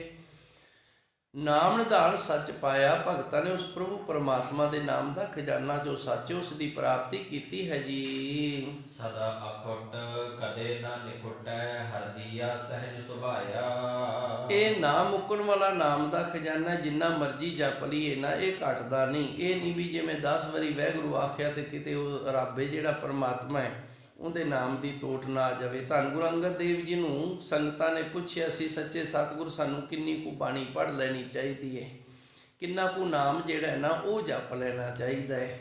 ਤੇ ਗੁਰੂ ਅੰਗਦ ਦੇਵ ਜੀ ਕਿਰਪਾ ਕਰਦੇ ਨੇ, ਮਾਰੂ ਮੀਂਹ ਨਾ ਤ੍ਰਿਪਤਿਆ, ਮਾਰੂ ਜ਼ਮੀਨ ਹੋਵੇ ਨਾ ਤੇ ਉਹਦੇ ਤੇ ਕਿੰਨਾ ਹੀ ਮੀਂਹ ਪਈ ਜਾਵੇ ਉਹ ਜ਼ਮੀਨ ਕਦੀ ਰੱਜਦੀ ਨਹੀਂ। ਵੇਖਿਆ ਕਦੀ ਮਾਰੂ ਜ਼ਮੀਨ ਤੇ ਟਿੱਬਿਆਂ ਤੋਂ ਪਾਣੀ ਰਿੜਦਾ ਨਹੀਂ ਵੇਖਿਆ ਕਦੀ। ਮਾਰੂ ਮੀਂਹ ਨਾ ਤ੍ਰਿਪਤਿਆ, ਅੱਗੀ ਲਹਿ ਨਾ ਭੁੱਖ, ਤੇ ਅੱਗ ਹੈ ਨਾ ਜਿਹੜੀ ਇਹਦੇ 'ਚ ਕਿੰਨੀਆਂ ਹੀ ਲੱਕੜਾਂ ਪਾਈ ਜਾਵੋ ਕਦੀ ਅੱਗ ਨੇ ਨਹੀਂ ਆਖਿਆ ਬਸ ਕਰ ਹੁਣ ਮੈਂ ਰੱਜ ਗਈ ਹਾਂ। ਮਾਰੂ ਮੀਂਹ ਨਾ ਤ੍ਰਿਪਤਿਆ, ਅੱਗੀ ਲਹਿ ਨਾ ਭੁੱਖ, ਰਾਜਾ ਰਾਜ ਨਾ ਤ੍ਰਿਪਤਿਆ। ਜਿਹੜਾ ਰਾਜਾ ਹੈ ਨਾ ਉਹਨੇ ਕਦੀ ਨਹੀਂ ਆਖਿਆ ਵੀ ਮੈਂ ਰੱਜ ਗਿਆ, ਰਾਜ ਕਰਕੇ ਲੈ ਪਈ ਹੁਣ ਤੂੰ ਸਰਪੰਚੀ ਕਰ ਲਾ ਜਾਂ ਤੂੰ ਕੁਝ ਹੋਰ ਕਰ ਲਾ। ਸੈਰ ਭਰੇ ਕਿਸ ਤੇ ਸਮੁੰਦਰ ਜਿਹੜਾ ਇਹਦੇ 'ਚ ਨਾ ਪਤਾ ਨਹੀਂ ਕਿੰਨੀਆਂ ਕੁ ਨਦੀਆਂ ਆਣ ਕੇ ਪੈਂਦੀਆਂ ਨੇ ਤੇ ਕਦੇ ਇਹਨੇ ਨਹੀਂ ਆਖਿਆ ਬਸ ਕਰੋ ਤੁਸੀਂ ਮੈਂ ਭਰ ਗਿਆ। ਨਾਨਕ ਸੱਚੇ ਨਾਮ ਕੀ ਕੀਤੀ ਪੁੱਛਾ ਪੁੱਛ, ਇਹਦੇ ਤੇ ਕੀ ਗੱਲ ਪੁੱਛਦਾ ਗੁਰਮੁਖ ਪਿਆਰੇ, ਕੋਈ ਪੁੱਛਣ ਵਾਲੀ ਗੱਲ ਨਹੀਂ। ਸਦਾ ਅਖੁੱਟ ਕਦੇ ਨਾ ਨਖੁੱਟੇ, ਇਹ ਮੁੱਕਣ ਵਾਲੀ ਚੀਜ਼ ਨਹੀਂ। ਦਿਨ ਤੇ ਰਾਤ ਹਰ ਇੱਕ ਸਵਾਸ ਦੇ ਨਾਲ 4-4 ਵਾਰੀ ਵਾਹਿਗੁਰੂ ਆਖ ਲਓ ਤਾਂ ਵੀ ਨਹੀਂ ਮੁੱਕਦਾ। ਹਰ ਦੀਆ ਸਹਿਜ ਸੁਭਾਇਆ, ਉਸ ਵਾਹਿਗੁਰੂ ਨੇ ਸਹਿਜ ਦੇ ਨਾਲ ਬਖਸ਼ਿਸ਼ ਕੀਤਾ ਹੋਇਆ ਹੈ ਜੀ। ਹਰ ਜਨ ਉੱਚੇ ਸਦ ਹੀ ਉੱਚੇ, ਗੁਰ ਕੈ ਸ਼ਬਦ ਸੁਹਾਇਆ। ਜਿਹੜੇ ਗੁਰਸਿੱਖ ਨੇ ਨਾ ਇਹ ਉੱਚੇ ਨੇ, ਹਰ ਜਨ ਗੁਰਸਿੱਖ ਉੱਚੇ, ਇਹ ਉੱਚੇ ਨੇ, ਸਦ ਹੀ ਉੱਚੇ ਤੇ ਸਦਾ ਹੀ ਉੱਚੇ ਰਹਿਣਗੇ। ਗੁਰ ਕੇ ਸ਼ਬਦ ਸੁਹਾਇਆ, ਹੁਣ ਗੁਰਸਿੱਖ ਕਿਹੜੇ ਉੱਚੇ ਨੇ ਤੇ ਕਿਹੜੇ ਉੱਚੇ ਰਹਿਣਗੇ? ਗੁਰ ਕੈ ਸ਼ਬਦ ਸੁਹਾਇਆ, ਜਿਹੜੇ ਗੁਰੂ ਦੇ ਸ਼ਬਦ ਦੇ ਨਾਲ ਸੋਭਨੀਕ ਹੋ ਗਏ ਨੇ, ਜਿਨ੍ਹਾਂ ਨੂੰ ਗੁਰੂ ਦਾ ਸ਼ਬਦ ਜਿਹੜਾ ਇਹ ਸੁਖ ਦੇਣ ਵਾਲਾ ਹੋ ਗਿਆ ਹੈ, ਜਿਨ੍ਹਾਂ ਨੂੰ ਗੁਰੂ ਦੇ ਸ਼ਬਦ ਦੀ ਕਿਰਪਾ ਹੋ ਗਈ, ਜਿਨ੍ਹਾਂ ਦੇ ਅੰਦਰ ਨਾਮ ਦੀ ਬਖਸ਼ਿਸ਼ ਹੋ ਗਈ ਹੈ, ਉਹ ਗੁਰਸਿੱਖ ਜਿਹੜੇ ਨੇ ਉੱਚੇ ਨੇ ਤੇ ਸਦਾ ਹੀ ਉੱਚੇ ਰਹਿਣਗੇ ਜੀ। ਨਾਨਕ ਆਪੇ ਬਖਸ਼ ਮਿਲਾਏ, ਜੁਗ ਜੁਗ ਸੋਭਾ ਪਾਇਆ। ਧੰਨ ਗੁਰੂ ਜੀ ਫਿਰ ਕਿਰਪਾ ਕਰਦੇ ਨੇ, ਆਪ ਬਖਸ਼ ਲੈਂਦੇ ਨੇ, ਬਖਸ਼ ਕੇ ਆਪਣੇ ਗੁਰਸਿੱਖਾਂ ਨੂੰ ਆਪਣੇ ਵਿੱਚ ਅਭੇਦ ਕਰ ਲੈਂਦੇ ਨੇ ਤੇ ਹਰ ਯੁੱਗ ਦੇ ਵਿੱਚ ਉਹਨਾਂ ਗੁਰਸਿੱਖਾਂ ਦੀ ਜਿਹੜੀ ਸੋਭਾ ਉਹ ਬਣੀ ਰਹਿੰਦੀ ਹੈ। ਇਤਨੀਆਂ ਕੁ ਬੇਨਤੀਆਂ ਸੰਗਤ ਨੇ ਪ੍ਰਵਾਨ ਕਰਨੀਆਂ। ਧੰਨ ਗੁਰੂ ਜੀ ਕਿਰਪਾ ਕਰਨ, ਆਪ ਸੰਗਤਾਂ ਦਾ ਸਰਵਣ ਕੀਤਾ ਸਫਲਾ ਹੋਵੇ। ਦਾਸਰਿਆਂ ਦੀ ਸੇਵਾ ਧੰਨ ਗੁਰੂ ਮਹਾਰਾਜ